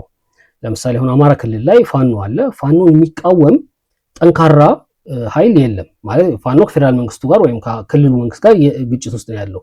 ግን ሌላ ተቃዋሚ ኃይል ሆኖ የፌዴራል መንግስቱም የክልል መንግስቱ ምናምን ተቃዋሚ ሆኖ ግን የፋኖም ተቃዋሚ የሆነ ኃይል የለም። ከተወሰነ ወራት በፊት ነበረ እርስ በርስ የፋኖ ፋክሽኖች ስላሉ፣ አሁን ግን የለም። ትግራይ ላይ ግን እንደዛ አይደለም። ያው ሀራ መሬትም አለ፣ የነጌታቸው ቡድን አለ፣ ነጻርቃን አሉ። ከዛ ከነዚህ ደግሞ ውጭ ፌዴራል መንግስቱ ጋር እየሰሩ ካሉት ውጭ እነ ሳልሳይ ወያነ ሌሎችም አሉ እና ይሄ የተወሰነ ዲስአድቫንቴጅ ውስጥ የሚከተው ይመስለኛል ቲፒኤልኤፍን። ይሄ ብቻ ሳይሆን የሚወስደው እርምጃ ደግሞ ግብረ መልሱ የቲፒኤልኤፍ አሁን ሰሞኑ አይ ቲንክ ሸዊት ውዳሴን ማሰሩ ለምሳሌ ብዙ ነገር ይቀንስበታል ብዬ አስባለሁ። ይነስም ይብዛም ሁሉም የየራሳቸው ደጋፊ ስላላቸው በዚህ ጊዜ እንኳን ብሩታል የሆነ ፎርስ አምባገነንነት ማሳየት የሚጠቅማ አይመስለኝም ቲፒኤልኤፍ እና እነዚህ ነገሮች ዲስአድቫንቴጅ ላይ ያስቀምጡታል ብዬ አስባለሁ። ሶስተኛ ፋኖን በተመለከተ ብዙ ሰዓት እያስኳችሁ እንደሆነ ይገባኛል፣ ግን ይህንን እንዴት አድርጌ እንደማሳጥረው አላቅም። ለዛ ነው እየረዘመብኝ ያለው። ይቅርታ ጠይቃለሁኝ። እንደማይሰልቻችሁ ተስፋ አድርጋለሁ። ፋኖን በተመለከተ ያለው አንጻራዊ ጥንካሬ ምንድን ነው? አንድ አራት ነገሮችን ላንሳ። የመጀመሪያው የናሬቲቭ የበላይነት የፕሮፓጋንዳ የበላይነት የወሰደ ይመስለኛል በክልል ውስጥ። ይሄ የተሻለ ፐብሊክ ሌጂቲሜሲ ይሰጠዋል ማለት ነው። የተወሰኑ ስቲል አሉ። ለምሳሌ ወልቃይት ወይ ሰሜን ጎንደር አካባቢ ምናምን የሚቀር ነገር ያለው ይመስለኛል ማለት ተቀናቃኝ አለው እዛ አካባቢ በናሬቲቭ ግን ከሞላ ጎደል አብዛኛው የፋኖ ናሬቲቭ የፋኖ ትርክት የፋኖ ፕሮፓጋንዳ የበላይነት ያለው ይመስለኛል ክልሉ ላይ እና ይሄ እንደ ጠንካራ ጎን ሊያዝለት የሚችል ነው። ከዛ ቅድም እንደነገርኳችሁ ፋክሽኖች የተለያዩ የፋኖ ፋክሽኖች ወደ አንድ መምጣታቸው መንግስት በጣም ብልጽግና በጣም አስተዋጽኦ ያደረገ ይመስለኛል ማስረሻ ሰጤን ወደዚህ መሳቡ። እኔ ለምሳሌ በብልጽግና ቦታ ቢሆን ኖሮ ወይም በነሱ ቦታ ሆኜ ውሳኔ የሚሰጥ አይነት ሰው ቢሆን ወደዚህ አልስብም ነበረ። እንዴት ካልኩሌት እንዳደረጉት አላውቅም፣ ምን አይነት ስሌት እንደሰሩ ግን ለፋኖ አንድነት አስቸጋሪ የነበረውን አካል ነው ስበው ያመጡለት ወይም ፋኖ አንድ መሆን ችሏል። ይሄ እስከምን ጊዜ ይቆያል ምናምን የሚለው ነገር እንዳለ ሆኖ ያው ወደፊት የምናየው ስለሆነ እሱ ግን የተሻለ ሴንትራል ኮማንድ ምናምን ስለሚሰጠው እንደ ጥንካሬ እንደ ጠንካራ ጎን ሊያዝ የሚገባ ይመስለኛል። ሶስተኛ ከኤርትራ መንግስት ከአልቡርሃን ኃይል እንዲሁም ከቲፒኤልኤፍ ሊያገኝ የሚችለው ድጋፍ ምን ያህል ነው የሚለውን በኋላ ምን ያሆነው ግን ይሄም እንደ ጠንካራ ጎን ወይም እንደ አድቫንቴጅ ሊያዝለት የሚችል ይመስለኛል። የመጨረሻው ይሄ ጉዳይ በፋኖም በኦላ ውስጥም የምናየው ይመስለኛል እንደ ጠንካራ ጎን ይዤዋለሁ። በመንግስት ውስጥ ያሉ ወይም በብልጽግና ውስጥ ያሉ ግን በውስጥ በልባቸው ለፋኖ ወይም ለኦላ የሚደግፉ የብልጽግና ሰዎች አሉ። ያው ይህን እንግዲህ ጠቅላይ ሚኒስትሩም ስላለው አይዶን ችግር ያለው አይመስለኝም እኔ ብለው መረጃ መስጠት የመከላከያን አካሄድ መንገድ ሊሆን ይችላል፣ የተለያየ ነገር መደበቅ ሊሆን ይችላል ወዘተረፈ ብቻ ከውስጥ የሚወጣ መረጃ የሚያገኙ ይመስለኛል እና ይሄ እንደ አንድ ጠንካራ ጎን ሊያዝለት የሚችል ይመስለኛል ለፋኖ ነው። ደካማ ጎንን በተመለከተ ያው ከብልጽግና ጋር ሲነጻጸር የወታደር የቁጥር ልዩነት አለ። የዘመናዊ እና ጥራት ያላቸው የጦር መሳሪያ ባለቤት መሆን የጦር መሳሪያ መያዝን በተመለከተ ልዩነት አለ። ያው ይሄ የሚታወቅ ነገር ነው። ስለዚህ ይሄ እንደ ደካማ ጎን እንደ ዲስአድቫንቴጅ ላይ ያስቀምጠዋል ብለን ልንይዘው እንችላለን። ሁለተኛው አሁን የተወሰነ የቀዘቀዘ ይመስለኛል። እንደ መጀመሪያው ሰሞን አይደለም። ያው ልክ ትግራይ ውስጥ ሪጂናሊዝም እንዳለው፣ ኦሮሚያ ውስጥ ሪጂናሊዝም እንዳለው፣ አማራ ክልል ውስጥም ሪጂናሊዝም አለው። አካባቢያዊነት የጎንደር ወሎ ምናምን የሚለው ነገር አሁን ከአንድነቱ በኋላ ሲግኒፊካንትሊ የቀነሰ ይመስለኛል። ግን ስቲል የተወሰነ ሬምናንትም ካለ እንደ ደካማ ሳይድ ልንይዘው የምንችል ይመስለኛል። ከዛ ቅድም እንዳነሳሁት በታጣቂዎቹ መካከል ያለው የፍላጎት ልዩነት እሱም እንደ ደካማ ጎን የሚያዝ ይመስለኛል። ከዛ ኢንሰርጀንሲ ለምሳሌ ቲፒኤልኤፍ የትጥቅ ትግል ሲጀምር የመኦን መንገድ ተከትሎ ነው የጀመረው። የተራዘመ የሽምቅ ውጊያ ብሎ ነው የተነሳው። ሰው 5 ዓመት ይቆይ 10 ዓመት ይቆይ ምናምን ሲነሳ ወስኖ የተነሳው ያንን ነው። የኦሮሞ ነጻነት ሰራዊትና የፋኖ እንቅስቃሴ ላይ ግን እንደዛ አይነት አይዲዮሎጂካል ነገር አናይም። ማለት የከሌን የሽምቅ ውጊያ ስልት ነው የምንከተለው፣ ይህንን ያህል ዓመት የሚቆይ ነው ምናምን የሚል ነገር ከመነሻው የለም። እንደውም በአንድ ዓመት ውስጥ በሁለት ዓመት ውስጥ ወይ አዲስ ዓመት ሳይመጣ ወይ ከእንትን በዓል በፊት ያልቃል የሚሉ ነገሮች ነበር ብዙ ጊዜ የሚነሱት እና እነዚህ ነገሮች በሂደት ፕሮቴስት ፋቲግ ውስጥ ሰውን የሚከቱት ይመስለኛል። ይሄ ነገር እስከ መቼ ነው የሚቆየው በዚህ ሁኔታ ምናምን የሚል ነገር ሊፈጥር ይችላል። ይሄ ሁሉም የሽምቅ ውጊያዎች ወይም ሁሉም ትጥቅ ትግሎች የሚገጥማቸው ችግር ነው፣ የትኛውም ዓለም ላይ የትኛውም ዘመን ላይ ያሉ ማለት ነው እና ይሄ እየተራዘመ በሄደ ቁጥር ያው የሚፈጠረው በፕሮቴስት ፋቲግ ዲስአድቫንቴጅ ውስጥ የሚያስቀምጠው ይመስለኛል ፋኖን። ከዛ እንግዲህ የቀረው የዲፕሎማቲክ ኮሚኒቲው ጋር ያለው ገና ያላደገ ግንኙነት በቲፒኤልኤፍ ደረጃ ያልሆነ ግንኙነት እንደዚሁ ዲስአድቫንቴጅ ላይ የሚያስቀምጠው ይመስለኛል። የኦሮሞ ነጻነት ሰራዊትን በተመለከተ እንግዲህ ደካማና ጠንካራ ጎኖቹን ከሞላ ጎደል ተመሳሳይ ናቸው ከፋኖ ጋር። የተለየ ነገር ምንድነው? የናሬቲቭን በተመለከተ ለምሳሌ አማራ ክልል ላይ ፋኖ ያለውን የናሬቲቭ የበላይነት ያህል የኦሮሞ ነጻነት ሰራዊት ኦሮሚያ ላይ ያለው አይመስለኝም። ኦፍኮርስ በጣም ሰፊ ተቀባይነት አለው። ሌጋሲው ራሱ ስሙ የተሸከመው ስሙ የኦሮሞ ነጻነት ሰራዊት ከጀርባ ብዙ ታሪክ ስላለ እሱ ራሱ የሚሰጠው ነገር አለ። ግን ኦሮሚያ ላይ የተወሰነ እንግዲህ የሌጂቲሜሲ ጉዳይ የተከፋፈለ ይመስለኛል። ኢንዲቪጁዋል ፊገርስ ለምሳሌ እነ ጀዋር ያላቸው ተቀባይነት ያላቸው አካባቢ ይኖራል። በሰላማዊ መንገድ እየታገሉ ያሉት እነ ኦነግ፣ ኦሮሞ ነጻነት ግንባር፣ ኦፌኮ ደግሞ የራሳቸው ሶሻል ቤዝ አላቸው። የኦሮሞ ብልጽግና የኦሮሚያ ብልጽግና እንዲሁ የራሱ የሆነ ቤዝ አለው። ሰው በፋኖ ደረጃ ባይሆንም ስቲል ያው ብዙ ቦታ ላይ የናሬቲቭ ተቀባይነት አለው፣ ፕሮፓጋንዳው ተቀባይነት አለው። ግን ቅድም በዘረዘርኳቸው ደረጃ አይደለም። ምናልባት ይህን እንደ አድቫንቴጅ ልናይለት የምንችል ይመስለኛል። ከዛ እንግዲህ ከፋኖም ሆነ ከሌሎች ታጣቂዎች ከቲፒኤልኤፍም ሆነ ምናምን ሊያገኝ የሚችለውን ድጋፍ እንደዚሁ ሊያዝለት የሚችል ይመስለኛል። ከዛ ልክ ለፋኖ እንዳልኩት በመንግስት ውስጥ ያሉ ኢንፎርማንትስ በመንግስት ውስጥ ያሉ ግን ለኦሮሞ ነጻነት ሰራዊት መረጃ የሚያቀብሉ ሰዎች መኖራቸው እንደ ጠንካራ ጎን ሊያዝለት ይችላል። ከዛ የተለየ ነገር ብለን ልናነሳ የምንችለውን ጠንካራ ጎን የኦሮሞ ነጻነት ሰራዊት ውጊያ የሚያደርግበት አካባቢ ወይም ክልሉ ኦሮሚያ መሆኑ። ምክንያቱም አይ ቲንክ ካልተሳሳትኩ 3/4 አካባቢ የፎሬን ዳይሬክት ኢንቨስትመንት የሚያመጡ የነበሩ ትልልቅ ከውጭ የሚመጡ ኢንቨስትመንቶችና ድርጅቶች ኦሮሚያ ውስጥ ነው የነበሩት። አዲስ አበባ ዙሪያ ምናምን ነው አብዛኞቹ የነበሩት እና የፌደራል መንግስቱ ላይ የሚፈጥረው ጫና ከፍ ይላል። ለምሳሌ እነዚህ ድርጅቶች ወጥተው ሲሄዱ ምናምን ፎሬን ከረንሲ ጥረት ሊፈጥር ይችላል ምናምን እና ያለበት ትግል እያደረገበት ያለበት አካባቢ በራሱ የሚሰጠው የተወሰነ አድቫንቴጅ አለው። ኢንቴንሲቲው የትግል መጠኑ ከፋኖ ወይም ከቲፒኤልኤፍ ጋር ሲነጻጸር ቢያንስ ራሱ ቦታው የትግል እያደረገ ያለበት ቦታ የሚሰጠው አድቫንቴጅ ሊኖር ይችላል ብዬ አስባለሁ። ደካማ ጎኑን በተመለከተ ከፋኖም ከቲፒኤልኤፍም የተለየ የሚያደርገው ብዬ የማስበው ኮሄሲቭ የሆነ እንደ አንድ ዩኒት አክት የሚያደርግ ኮማንድ ሴንተር ለማግኘት የተቸገረ ይመስለኛል። ኦፍኮርስ ለምሳሌ ሮይተርስ መንግስት የራሱ ታጣቂ በኦሮሞ ነጻነት ሰራዊት ስም እንዳደራጀ ምናምን ሪፖርት አውጥቷል። እሱን አውቃለሁ። ግን ስቲል በኦሮሞ ነጻነት ሰራዊት መንግስት ባቋቋመው ሳይሆን በኦሮሞ ነጻነት ሰራዊት ራሱ ስር ያሉት ኃይሎች ምን ያህል በአንድ እዝ ሰንሰለት የተጠረነፉ ናቸው የሚለው ነገር ላይ አይ ሃይሊ ዳውት ኢት። እንግዲህ ይሄ የኔ ምልከታ ነው።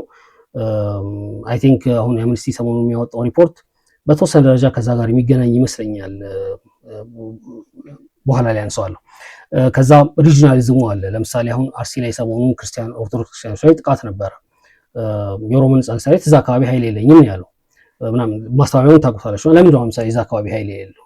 አይ ቲንክ ሰምሃው ከሪጂናሊዝም ጋር የተገናኘ ነገር ያለው ይመስለኛል። እና እሱም በደካማ ሳይድ ልንይዘው የምንችል ይመስለኛል። የተዋጊ ቁጥር፣ የመሳሪያ አይነት ምናምን ቅድም ለሌሎች ያነሳሁት ለኦሮሞ ነጻነት ሰራዊትም ይሰራል። ጊዜ ደግሞ መውሰዱ ኢንሰርጀንሲ ፋቲግ ያመጣል፣ ዝለት ያመጣል ያልኩት ነገር ምናልባት እንደውም አማራ ክልል ላይ ካለው በተለየ ሁኔታ እዚህ ቀድሞ ስለጀመረ ኦሮሚያ ላይ ትግሉ አይ ቲንክ የተፈጠረው ፋቲግ ትንሽ ከፍ ያለ ይመስለኛል።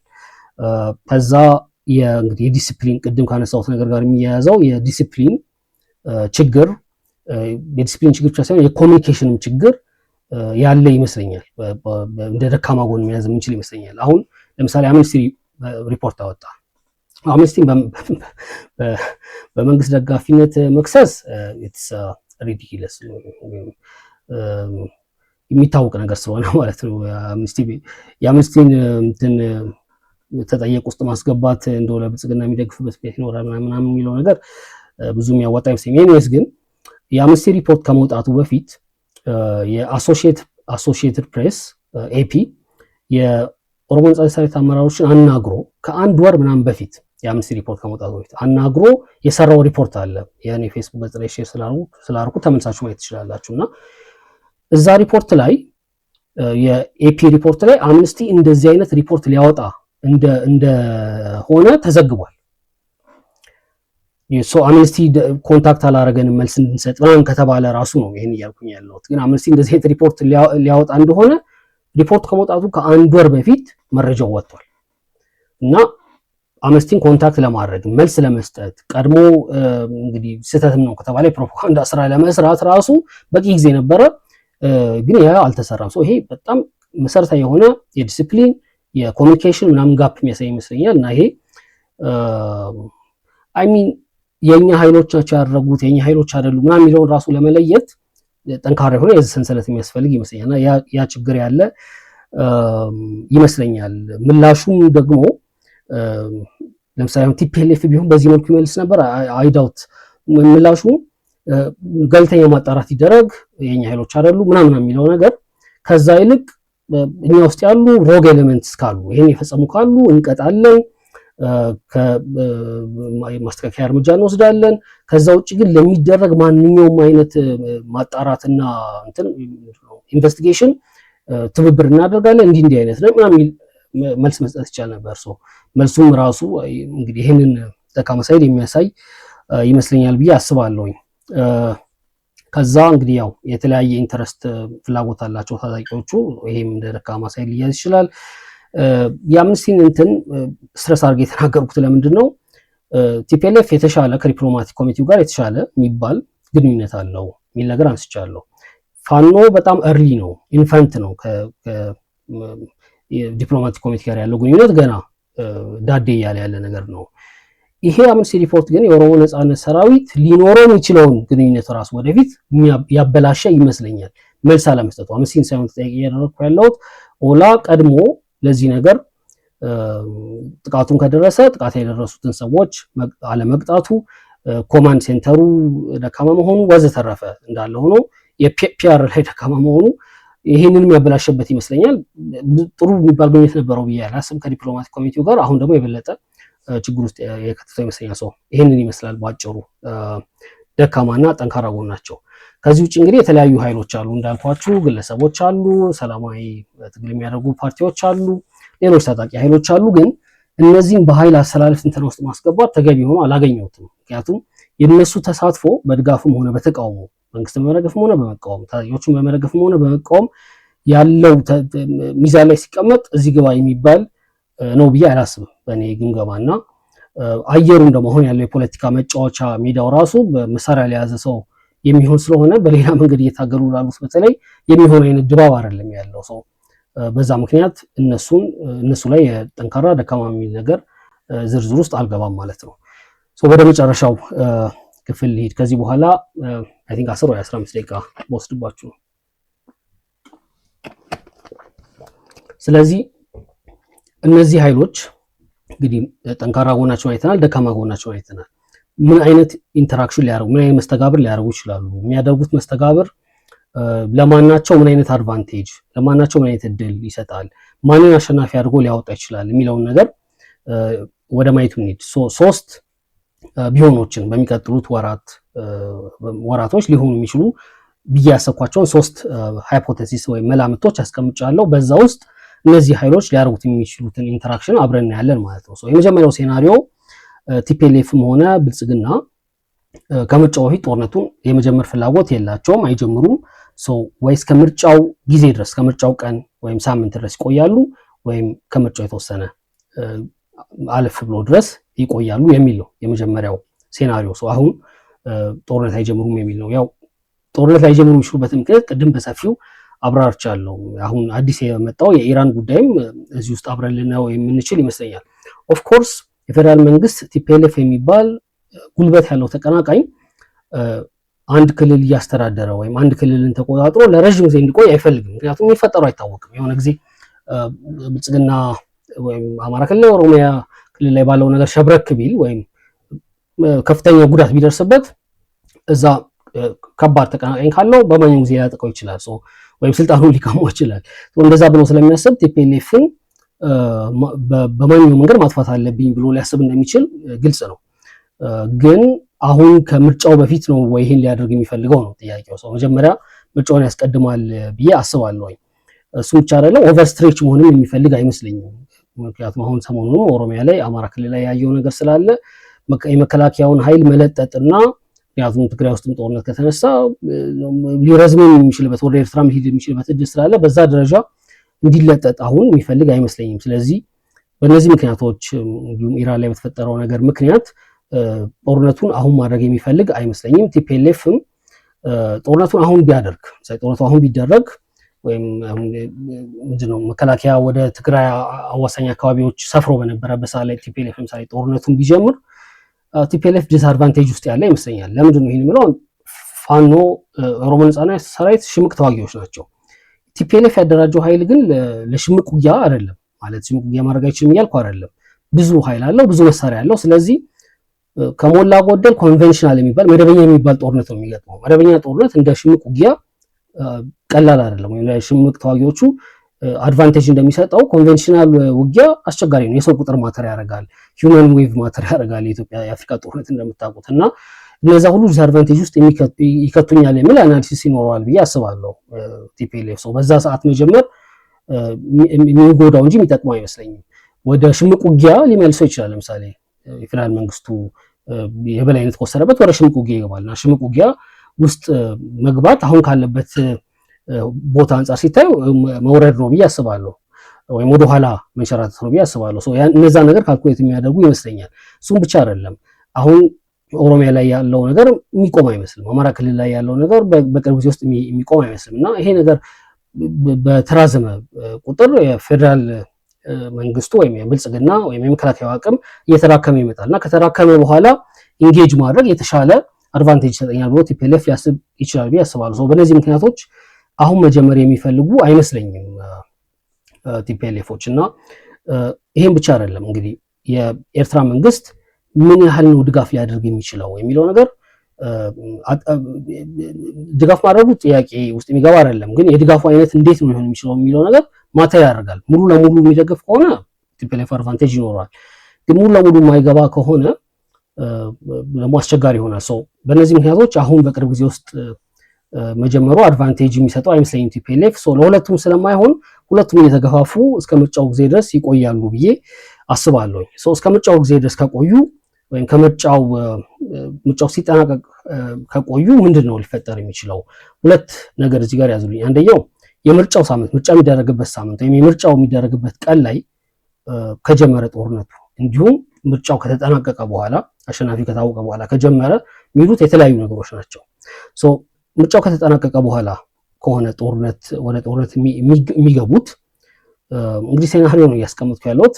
ጦርነት ውስጥ ባይገቡ ደስ ይለኛል፣ ግን ያው ትንተና ስለሆነ እንደ ሟርት እንዳታዩብኝ። ግን የሚገቡ ከሆነ እስከ ምርጫው ባለው ጊዜ ድረስ የፌደራል መንግስቱ በጀት መያዝ፣ ነዳጅ መያዝ ወዘተረፈ የሚባል ቲፒኤልኤፍን ማዳከሚያ መንገዶችን ለመጠቀም ጊዜ ያገኛል፣ የጊዜ ጋፕ ያገኛል እና ያ ቲፒኤልኤፍን እያዳከመው የሚሄድ እና በትግራይ ውስጥ ያለው ሌጂቲሜሲ እየቀነሰ የሚሄድ ነገር ይመስለኛል። የቲዲኤፍ አባላቶችም ክፍያ በዘገየባቸው ቁጥር ቅሬታቸው እየጨመረ ሊሄድ የሚችል ይመስለኛል። እሱ ብቻ አይደለም። አሁን ቲፒኤልኤፍ ከሌሎች ታጣቂ ኃይሎች ጋር የሚያደርገው ህብረት ወይም ጥምረት ራሱ ችግር ውስጥ ሊገባ ይችላል። ምክንያቱም አሁን ቅርብ ጊዜ ራሱ በነበረው ነገር ያየነው አንዳንድ ሰዎች አድቮኬቶች የእነዚህ ታጣቂዎች ምንድነው ቲፒኤልኤፍ ማንን ነው የሚጠብቀው ምናምን የሚል አይነት ነገር ሲጽፉ ቅሬታቸውን አይተናል። እና ይህን ቅሬታ ሊያባብስ ይችላል ብዙ በቆየ ቁጥር ማለት ነው። እና እነዚህ ነገሮች በፌዴራል መንግስቱ የተሻለ ወይም ለብልጽግና የተሻለ አድቫንቴጅ ይሰጣል። በቆየ ቁጥር ፌዴራል መንግስቱ የተሻለ አድቫንቴጅ እያገኘ ይሄዳል። ለማደራጀትም ቲፒኤልኤፍን እያዳከሙ ለመቆየትም ጊዜ የሚሰጠው ነገር ይሆናል ብዬ አስባለሁ። ግን የምርጫው ሳምንትና የምርጫው ቀን ጦርነት የሚጀምር ከሆነ እንግዲህ ከትናንትና ወዲያ ፋኖ ምርጫ አስተጓጉላለሁ ብሎ መግለጫ አውጥቷል። የፌዴራል መንግስት በጣም ብዙ የምርጫ ጣቢያዎችን ነው ደህንነት ማስጠበቅ የሚኖርበት። ኦሮሚያ ክልል ላይ በጣም ብዙ የምርጫ ጣቢያ አለ፣ በሺዎች የሚቆጠር የምርጫ ጣቢያ ነው ያለው እና የጸጥታ ኃይሉ ምን ያህል ኦቨርስትሬች ሊሆን እንደሚችል ማሰብ ትችላላችሁ በነዚህ ሳምንታት እና በዛ በምርጫው ቀን ላይ ማለት ነው። እና ጦርነቱ የዛን ጊዜ የሚጀምር ከሆነ አይ ቲንክ ምርጫውን ሊያስተጓጉል የሚችልበት እድል ሊኖር ይችላል። ያ ደግሞ የፌዴራል መንግስቱን ዲስአድቫንቴጅ ውስጥ የሚከት ነው። ህጋዊ ሌጂቲሜሲ የህጋዊ ቅቡልነት አትሊስት የወረቀት እንትን ለዲፕሎማቲክ ኮሚቴው የሚያሳየውንም ሊያሳጣው የሚችልበት እድል ሊኖር ይችላል ብዬ አስባለሁ። የምርጫው ሰሞን እና ከምርጫው በኋላ የሚለው ነገር እንዴት ነው ይሄ ሴናሪዮ እንዴት ነው ይሄ ሃይፖቴሲስ ፕሌይ አውት ሊያደርግ የሚችለው ሊፈጠር የሚችለው የሚለውን ነገር የሚወስን ይመስለኛል። ግን አሁን ባለው ሁኔታ ሁለቱም እስከ ምርጫው ሰሞን አካባቢ የሚቆዩ ይመስላል። ፌዴራል መንግስቱ ከምርጫው መጠናቀቅ በፊት ምንም ነገር የሚያደርግ አይመስለኝም። ሴኪሪቲ ዳይለማው ከቁጥጥር ውጭ ወጥቶ ካልፈነዳ በስተቀር ቲፒኤልኤፍም እስከ ምርጫው ጊዜ ድረስ ሊቆይ የሚችል ይመስለኛል። ምክንያቱም ደግሞ አሁን እነዚህ 5ቱ አካባቢዎች ከትግራይ ውጭ ነው ምርጫ የሚደረግባቸው የሚለው ነገር አክቹዋሊ ያንን ምርጫ ለማድረግ ከተንቀሳቀሰ ፌዴራል መንግስቱ ቲፒኤልኤፍ የትግራይ ህዝብ ሞቢላይዝ ለማድረግ ተጨማሪ እድል ሊሰጠው ስለሚችል እሱንም ለመጠቀም ቆይቶ ማየት ሊፈልግ ይችላል። እንዲሁም ቅድም በነገርኳችሁ ምክንያቶች ማለት ነው። ሁለተኛው ሴናሪዮ ወይም ቲፒኤልኤፍ ወይም ብልጽግና ጦርነቱን ከምርጫው በፊት ለመጀመር ከወሰኑና ከጀመሩ ከሁለት አንዳቸው ለእኔ አንላይክሊ ነው። ሁለተኛ ላይ ነው ያስቀመጥኩት ይህን ሴናሪዮ። ሁለቱም መቆየት ይፈልጋሉ ብዬ ነው የማስበው። ግን ፎር ዋቴቨር ሪዝን ቅድም እንዳልኳችሁ ሴኪሪቲ ዳይሌማው ተባብሶም ይሁን ቀድሞ ሊጀምር ስለሆነ ይልቅ ደግሞ በሚልም ይሁን በማንኛውም ምክንያት ጦርነቱ ከምርጫው ቀድሞ ከጀመረ ምንድን ነው ሊፈጠር የሚችለው ነገር? የመጀመሪያው ጦርነቱ በጀመረ በጥቂት ቀናቶች ወይም ሳምንታት ውስጥ ልክ በመጀመሪያው ዙር የትግራይ ጦርነት ወቅት እንደነበረው የፌዴራል መንግስት ዋና ዋና ከተሞችና አውራ ጎዳናዎችን ምናምን ሊይዝ የሚችልበት እድል አለው ብዬ አስባለሁ። ምክንያቱም የአየር የበላይነት ስላለው ኮንቨንሽናል ጦርነትን ለማሸነፍ መደበኛ ውጊያን ለማሸነፍ እድል ይኖረዋል። ይሄ ማለት ግን ቲፒኤልኤፍ ተሸንፎ ያልቃል ማለት አይደለም። ያው ቲፒኤልኤፍ ወደ ሽምቅ ውጊያ ይገባል ማለት ነው። ይሄ በጣም ከፍተኛ ጉዳት የሚያመጣ ይመስለኛል ለፌዴራል መንግስቱ። ኦፍኮርስ ቲፒኤልኤፍም ላይ ከፍተኛ ጉዳት ያመጣል፣ ግን ለፌዴራል መንግስቱ ከፍተኛ ጉዳት የሚያመጣ ይመስለኛል። ፌዴራል መንግስቱ ጋር አብረው እየሰሩ ያሉ የትግራይ ኃይሎችን ተጠቅሞ ከመጀመሪያው የተሻለ አይነት ምንድነው የመጀመሪያው ዙር ላይ ሰዎችን ሾሞ ነበር አለ የጊዜያዊ መንግስት አይነት ነገር ትግራይ ውስጥ የተሻለ ቅቡልነት ያላቸውን ሰዎች ላመጣ ይችላል ብሎ ካልኩሌት ሊያደርግ ይችላል። ግን ትልቁ ችግር ጦርነት ምንድነው? የተጓዳኝ ጉዳቶቹ ናቸው። ማለት ኮላተራል ዳሜጅ የሚሆነው ሲቪሊያን ነው አብዛኛው። እንደው ንጹህ ጦርነት አፍሪካ ውስጥ አደርጋለሁ ብሎ ማሰብ እንኳን አፍሪካ ውስጥ ሌላው ዓለም ላይ በጣም ከባድ ነው። ግን እኛ ጋር እንግዲህ የምንዋጋው በሰው ነው። ለዛ ነው አሁን 3 እና 4 ዓመት ዩክሬን እና ራሽያ ሲዋጉ የሞተውን ቁጥር ያህል ይመስለኛል ካልተሳሳትኩ በትግራይ ጦርነት በፌደራል መንግስትና በትግራይ ጦርነት ውስጥ የሞተው በኢትዮ ኤርትራ ጦርነት በባድመ ጦርነት የሞተው ሰው ቁጥር አይ ቲንክ ከኮንጎ ጦርነት በኋላ አፍሪካ ላይ ሁለተኛ እኛ ነን። እኛውን ሪካርዱን የያዝ ነው ያሻሻል ነው እኛው ነን እና በሰው ነው የምናደርገው ጦርነቱን። ስለዚህ ብዙ ሰው ስለሚጎዳ አሁን ተቀባይነት ያላቸው ሰዎች ከጦርነት በኋላ ተቀባይነት ይኖራቸዋል ብሎ ማሰብ ትንሽ አስቸጋሪ ይመስለኛል። ሌላው የፌደራል መንግስቱ እንግዲህ ወይም ቲፒኤልኤፍ ጦርነቱን ጀምሮ የፌደራል መንግስቱ ከተሞችን ወደ መቆጣጠር አውራጎራዎች ወደ መቆጣጠር ከሄደና ቲፒኤልኤፍ ወደ ተራሮች ወደ ሽምቅ ውጊያ የሚገባ ከሆነ የኤርትራ መንግስት ድጋፍ ምን ያህል ሊሆን ይችላል የሚለውን ነገር ዲተርማይን የሚያደርግ ይመስለኛል። እኔ የኤርትራ መንግስት ምንድነው ቻይና ለራሽያ የምታደርገው ድጋፍ አለ አይደል? አሁን በዩክሬን ጦርነት ራሽያ ጦርነቱን እንድታሸንፍ አትፈልግም። ቻይና ራሽያ ጦርነቱን ሙሉ ለሙሉ እንድታሸንፍ ትፈልግ በቂ መሳሪያ ማቅረብ ትችላለች፣ ግን ራሽያ እንድትሸነፍም አትፈልግም። ምክንያቱም ራሽያ እና ቻይና ያው ጎረቤት ናቸው እንደምታውቁት፣ ቼክ ይደራረጋሉ ፓወር እና ራሽያ ጦርነቱን ካሸነፈች ራሽያ ትልቅ ትሆናለች። ለቻይና ሳምሃት ስጋት ትፈጥራለች። ራሽያ ከተሸነፈችም የምዕራባውያን ወደ ቻይና በር ሊጠጉ ነው። ስለዚህ ቻይና የምታደርገው ድጋፍ ጦርነቱ እዛው እንዲቀር የሚያደርግ ነው። እንዳትሸነፍም እንዳታሸንፍም የሚያስችል ድጋፍ ነው ለራሽያ የምትሰጠው እና የኤርትራ መንግስት ትልቁ ስጋቱ የሚመስለኝ እንግዲህ ትግራይ ላይ ፓወር ኮንሶሊዴት ካደረገ የብልጽግና መንግስት ኔክስት እኔ ነኝ ቀጣዩ እኔ ነኝ ወደኔ አሰብንም ምናምን ተብሎ ወደኔ መመጣቱ አይቀርም የሚል ስጋት ሲሪየስ ስጋት ያለው ይመስለኛል። ስለዚህ በተቻለ መጠን ጦርነቱ እና ኬዎሱ በሌላ ሰው ሜዳ ላይ እንዲቆይለት የሚፈልግ ይመስለኛል። ስለዚህ የሚያደርገው ድጋፍ በዛ ካልኩሌት የተደረገ ይመስለኛል። ምክንያቱም ሙሉ ለሙሉ ወደ ጦርነቱ ከገባ የፌዴራል መንግስቱ ሰበብ ያገኛል። የኤርትራ መንግስት ገብቶ እየተዋጋኝ ነው፣ ስለዚህ የኤርትራን ወታደር ተከትዬ ነው የገባሁት ሊል ይችላል። የአፍሪካ ሀገራት ሰሞኑን ተራማጅ ላይ ስናነበው የቆየ ነው ጉዳይ ነው። የአፍሪካ ሀገራት ድንበር አስጠባቂ በፈራችን ወሰናችን የሚከበረው ብለው የሚያስቡት በሚሊተሪ ኃይል ምናምን ሳይሆን በኢንተርናሽናል ኦርደሩ ነው እንደሚታወቀው። ምክንያቱም 1963-64 ላይ ያለው አሁን ያለው ድንበር የጸና ነው፣ የማይገረሰስ ነው፣ ሉዓላዊ ነው ብለው ስለተስማሙ የሰው ሀገር ጥሶ መግባት ምናምን ሲባል ሌሎች ሀገራት ናቸው በተለይ ትልልቅ ጡንቻ ያላቸው ሀገራት ናቸው የሚያስቆሙት እና በዛ ምክንያት ነው አፍሪካ ውስጥ የተደረገው ጦርነት ቁጥር በጣም ትንሽ ነው። ከሁለተኛ ዓለም ጦርነት በኋላ አፍሪካ ውስጥ የተደረገው ጦርነት ቁጥር 5 ነው። ከአምስቱ 2 እንደምታውቁት ያው እዚሁ አፍሪካ ቀንድ ላይ ኢትዮጵያ ከኤርትራ ኢትዮጵያ ከሶማሊያ ያደረገችው ነው እና ብዙ ጦርነት የለም። የአፍሪካ ውስጥ ያለው ጦርነት የእርስ በርስ ጦርነት ነው እንጂ የሀገራት ጦርነት ብዙ አልተለመደም የለም አሁን ባልኳቸው ምክንያት እና ኦፍኮርስ ኢንተርናሽናል ኦርደሩ ክራምብል እያደረገ ነው። ኢንተርናሽናል ኦርደሩ ጥያቄ ውስጥ እየገባ ነው። የሀገራት ሶቨሬንቲ ሉዓላዊነት ነው የሚለው ነገር በተለይ ትራምፕ ከመጣ በኋላ በጣም ጥያቄ ውስጥ እየገባ ነው። ግን ስቲል ኤርትራ ከመከላከያ ኃይሏ ይልቅ እንደ በፈር የምትጠቀመው እንደ መከላከያ የምትጠቀመው ይሄንን ኦርደር ይመስለኛል እና ያንን ለፌዴራል መንግስቱ ለብልጽግና ምክንያት በሚሰጥ ደረጃ ሙሉ ለሙሉ ኢንቮልቭ ታደርጋለች ብዬ አላስብም። ቲፒኤልኤፍ እንዳይሸነፍም እንዳያሸንፍም ያለው ኬዎስ ሌላ አካባቢ ላይ ብቻ እንዲቆይ የሚያስችል ድጋፍ ያደርጋሉ ብዬ አስባለሁ። ግን ይሄ የኔ መላምት ነው። ሙሉ ለሙሉ ሊገቡ ይችላሉ። ከዛ በኋላ እንግዲህ የሚፈጠረው ነገርም ሌላ ሊሆን ይችላል። ሶስተኛ ከቲፒኤልኤፍ ጋር በሚደረገው ጦርነት ያው በጣም ብዙ ኃይል የፌዴራል መንግስት ወደዛ የሚወስደው። ስለዚህ ሰሞኑን እንዳየነው አማራ ክልል ላይ እና ኦሮሚያ ክልል ላይ ያለው የሽምቅ ውጊያ በጣም ኢንቴንሲፋይ መጠኑ ይጨምራል። ሜቢ በጊዜ ሂደት ውስጥ ለምሳሌ እንደ መጀመሪያው ጦርነት 3 ዓመት ምናምን ከቆየ ወይ 1 ዓመትም በላይ ከቆየ እነዚህ ታጣቂዎች ወደ መደበኛ ውጊያ የሚገቡበትን አቅም ሊያዳብሩ የሚችሉበት እድል ሊያገኙ ይችላሉ በዛ መሃል። ይሄ በጣም ብልጽግና ዲስአድቫንቴጅ ውስጥ የሚከት አጋጣሚ የሚፈጠርበት ነገር ይመስለኛል። ሌላው ጦርነቱ በጣም ከተራዘመ እንዲሁም ኤርትራን የሚያካትት ከሆነ ኤርትራ ሙሉ ለሙሉ ከገባችበት ወይም የፌዴራል መንግስት የትግራይ ድንበር አልፎ ወደ ኤርትራ የሚገባ ከሆነ ልክ በደርግ ጊዜ እንደነበረው የፌዴራል መንግስት የመከላከያ ኃይል ከአዲስ አበባ ጀምሮ እስከ ኤርትራ ድረስ የተለጠጠ ነው የሚሆነው።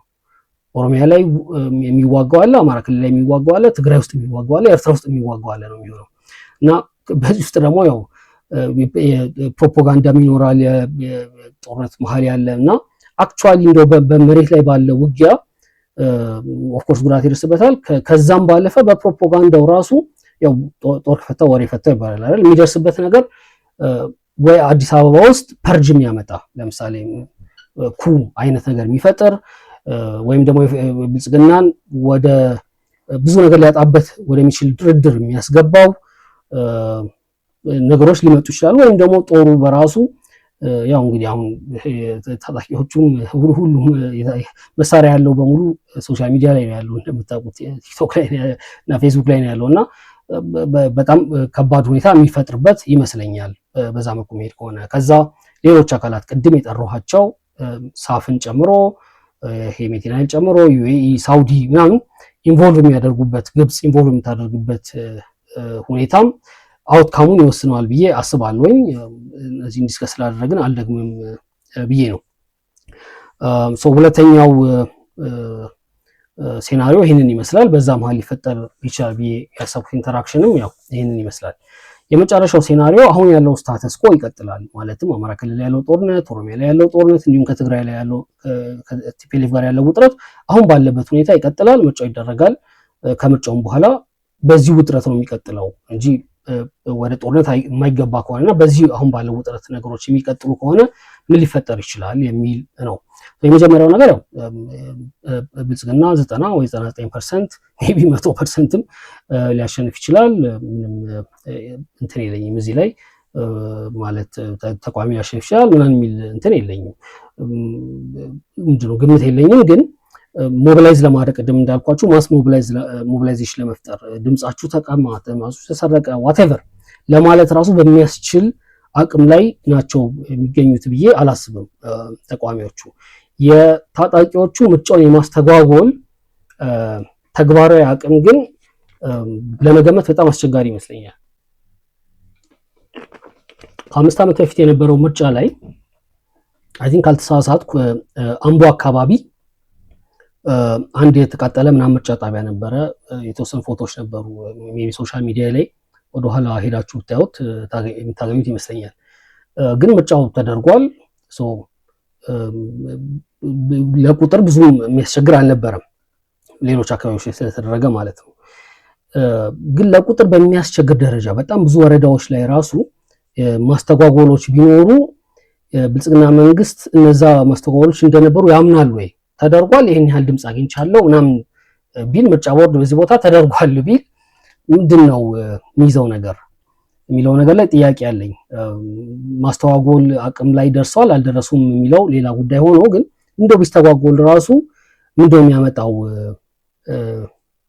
ተጽዕኖ ወይም ጫና ፌደራል መንግስቱ ላይ የሚለው ነገር በጥያቄ የሚያዘው። ምክንያቱም የምርጫውን ጉዳይ እኔና እናንተ በምናውቀው ደረጃ ነው ኢንተርናሽናል ኮሚኒቲው የሚያውቀው ምርጫው እንዴት የሚደረገው ምናምን የሚለው ነገር ዝርዝሩን ያውቃሉ በደንብና እያወቁ ነው ያን የሚያደርጉት። ተዚህ የሚላችሁ ከሆነ አይ ቲንክ 2002 ምርጫ ነው የትኛው ነው ኦባማ የመጣበት ምርጫ 2015 ነው ዋቴቨር 100% አሸንፎ ኢህአዴግ ዲሞክራሲያዊ ምርጫ ነው ብሎ ነበረ የተናገረው መጥቶና ያውቃል እንዳልሆነ ኦብቪየስሊ ግን እነሱም ያውቃሉ ልላችሁ ነውና እንደው ሌግሊ ወረቀቷን ይዟል አልያዘ ምናምን የሚለውን ነው የሚፈልገው እሱ። ምን ያህል ነው ተጽዕኖ የሚለውን ነገር ያው በጥያቄ የሚቀመጥ ይሆናል ብዬ አስባለሁ። ኢንሰርጀንሲዎቹ ይቀጥላሉ። እነዚህ ኢንሰርጀንሲዎች አማራ ክልል ላይና ኦሮሚያ ላይ ያሉት ሽምቅ ውጊያዎች አሁን ባለው ሁኔታ የሚቀጥሉ ከሆነ ባይ ዘ ዌይ አንዳንድ ነገሮች የሚታዩ ናቸው፣ አንዳንድ ነገሮች የማይታዩ ናቸው። ለምሳሌ አዲስ አበባ ውስጥ የሚገነባ ህንፃ ሊታይ ይችላል። አማራ ክልል ላይ ባለፈው ወር ውስጥ ስንት ሰው ሞተ፣ ኦሮሚያ ክልል ውስጥ ባለፈው ወር ውስጥ ስንት ሰው ሞተ የሚባለው ነገር ግን የሚታይ አይደለም። አሁን አክሌድ ያልኳቸው ዌብሳይት ላይ ገብታችሁ ብታዩ ኢትስ ስኬሪ በጣም ሱዳን ውስጥ ከሚሞተው ሰው ቁጥር ጋር ተመጣጣኝ ቁጥር ነው እዚህ እየሞተ ያለው እና በጣም በጊዜ ሂደት ውስጥ ሀገረ መንግስቱ ብሊድ እንዲያደርግ ደምቶ እንዲደርቅ የሚያደርግ ነገር ነው ብዬ ነው የማስበው። እና እነሱ እንግዲህ የሚቀጥሉ ከሆነ ኢትስ ማተር ኦፍ ታይም በጣም ሀገረ መንግስቱ ችግር ውስጥ ከመግባቱ በፊት ማለት ነው፣ የፌደራል መንግስቱ ችግር ውስጥ ከመግባቱ በፊት። ሌላ እንግዲህ የቀረ ነገር የሚመስለኝ የሚራዘም ከሆነ አሁን ባለው ስታተስ ኮ ከቲፒኤልኤፍ ጋር ውጥረት ኖሮ አማራ ክልል ላይም የውጊያው ኢንቴንሲቲ አሁን ባለበት ደረጃ ኦሮሚያ ላይም አሁን ባለበት ደረጃ የሚቀጥል ከሆነ እና ይሄ ነገር የሚራዘም ከሆነ ያው ፕሮሰስ ፋቲግ መፍጠሩ እንዳለ ሆኖ የፌደራል መንግስት ወይም ብልጽግና ይሄ ዲቫይድ ኤንድ ሩል ምናምን የሚባለው ነገር ለመከተል እድል ሊያገኝ ይችላል። ለምሳሌ የወልቃይትን ጉዳይ ሊጠቀም ይችላል። ለአንዱ ይሄን አድርጌ ከአንዱ ጋር እደራደራለሁ ሊል ይችላል። ፋኖና ኦላ መካከል ያለውን ነገር ሊጠቀም ይችላል። ያንን የሚያደርግበት እድል ሊሰጠው ይችላል። እድሉን ይጠቀማል አይጠቀም ሌላ ጉዳይ ነው። ላይሰጠውም ይችላል። በተራዘመ ቁጥር ብቻችን ይሄ ነገር አንወጣውም፣ ትክክለኛ ትብብር ነው የሚያስፈልገን ብለው ተቋሚዎቹም የበለጠ ሊጠናከሩበት ይችላሉ። ይሄ በጣም ሰፊና ክፍት ነው ብዬ አስባለሁ። መደምደሚያ ጨርሻለሁ። ሶስት ነገር ብቻ ላንሳ። አሁን ባለው የኃይል አስተላለፍ ትንተና በኔ አናሊሲስ ብልጽግና የተሻለ አድቫንቴጅ አለው ከተቀናቃኞቹ አንጻር ስላይትሊ የተሻለ አድቫንቴጅ አለው። ጦርነቱ ካልጀመረ እስከሚቀጥለው 5 ዓመት ሊቆይ የሚችልበት የሚቀጥለው ምርጫ ሊያይ የሚችልበት እድል አለ። ከትግራይ ጋር ጦርነቱ ከጀመረና ኤርትራ ጨምሮ ኢንቮልቭ የሚያደርጉበት ከሆነ ግን ያው ሌላ ሴናሪዮ ነው ቅድም እንደነገርኳችሁ የሚፈጠረው። የመጨረሻው ፖይንት አሁን ባለው ስታተስ ኮ የሚቀጥል ከሆነ ግን የሚፈጠረው ፕሮቴስት ፋቲግ ለሌላ አይነት ተቃውሞ ከዛ አሁን ባለው ኢንሰርጀንሲ ምክንያት ደግሞ እየመጣ ያለውና የሚመጣው ኢኮኖሚ ድቀት ሰምሃው ለህዝባዊ አብዮት ነገሮችን ወደዛ መስመር ሊወስድ የሚችልበት እድል አለ ብዬ አስባለሁ። ያላካተትኳቸው በጣም ብዙ ሴናሪዎች አሉ። ጭንቅላቴ ውስጥ ያሉት ዋናዎቹ እነዚህ ናቸው እንጂ ብዙ ጊዜ አሁን ጦርነት ከተነሳ ከጦርነት በኋላ ነው ብዙ ጊዜ አብዮት የሚነሳው። አብዮት ሪቮሉሽን ላይ ጥናት ያደረጉ ሰዎች እነ ቴርካ ስኮችፖል ሁሉ ሳይቀሩ ይሄን ነው የሚሉት። ብዙ ጊዜ ይገጣጠማል። ሴንትራል ገቨርንመንቱ በጦርነት ዊክንድ ከሆነ አብዮት ቀጥሎ የሚመጣ ነገር ነው። ብዙ የታሪክ አጋጣሚዎች ላይ ካየን ማለት ነው። እሱን እንደ አንድ ሴናሪዮ ማስቀመጥ ይቻላል። ታጣቂዎቹ በጋራ ወይም ታጣቂዎቹ አንዱ ታጣቂ ለብቻ የሚያሸንፍበት ሁኔታ ሊኖር ይችላል ብሎ አንድ ሴናሪዮ ማስቀመጥ ይቻላል። ብልጽግና ሙሉ ለሙሉ ያለበትን ተቀናቃኝ አጥፍቶ ፓወር ኮንሶሊዴት ያደርጋል የሚለውን እንደ አንድ ሴናሪዮ ማስቀመጥ ይቻላል። ግን አሁን ካለው እና ከሰራሁት የኃይል አስተላለፍ ትንተና አንጻር የተሻሉት ሆኖ ያገኘኋቸው ቀደም ብዬ ያነሷቸው 3 ሴናሪዎች በየደረጃቸው አንደኛ፣ ሁለተኛ፣ ሶስተኛ ነው ብዬ አስባለሁ ማለት ነው። በጣም ብዙ ሰዓት 1 ሰዓት ከግማሽ ያህል ነው ያስኳችሁ። በጣም ይቅርታ ጠይቃለሁ የሁሉ ሰዓት ስላቆየኋችሁ። እንግዲህ ነገ ከቻልኩኝ ዛሬ ኃይል አስተላለፍ ትንተና ነው የሰራ ነው። የኃይል መዋቅር ራሱ ደግሞ ምንድነው የሚመስለው? እንዴት ነው? ማን ነው ኃይል ያለው? ማን ነው ጉልበት ያለው? እንዴት ነው ያ ጉልበትና ኃይልስ የሚገኘው?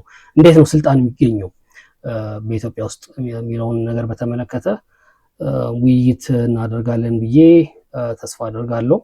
ስለነበረን ቆይታ እጅግ አድርጌ አመሰግናለሁ። ሆፕፉሊ ይህንን ቪዲዮ ወዳችሁታል ብዬ አስባለሁ። ከወደዳችሁት ለወዳጅ ዘመዶቻችሁ አጋሩ፣ ሶሻል ሚዲያ ገጻችሁ ላይ አጋሩት፣ ላይክ አድርጉ። የእናንተን ሀሳብ ደግሞ ኮመንት ላይ አጋሩኝ፣ አነባለሁኝ። ይህንን ይመስላል። እጅግ አድርጌ አመሰግናለሁ። ደህና ሁኑ።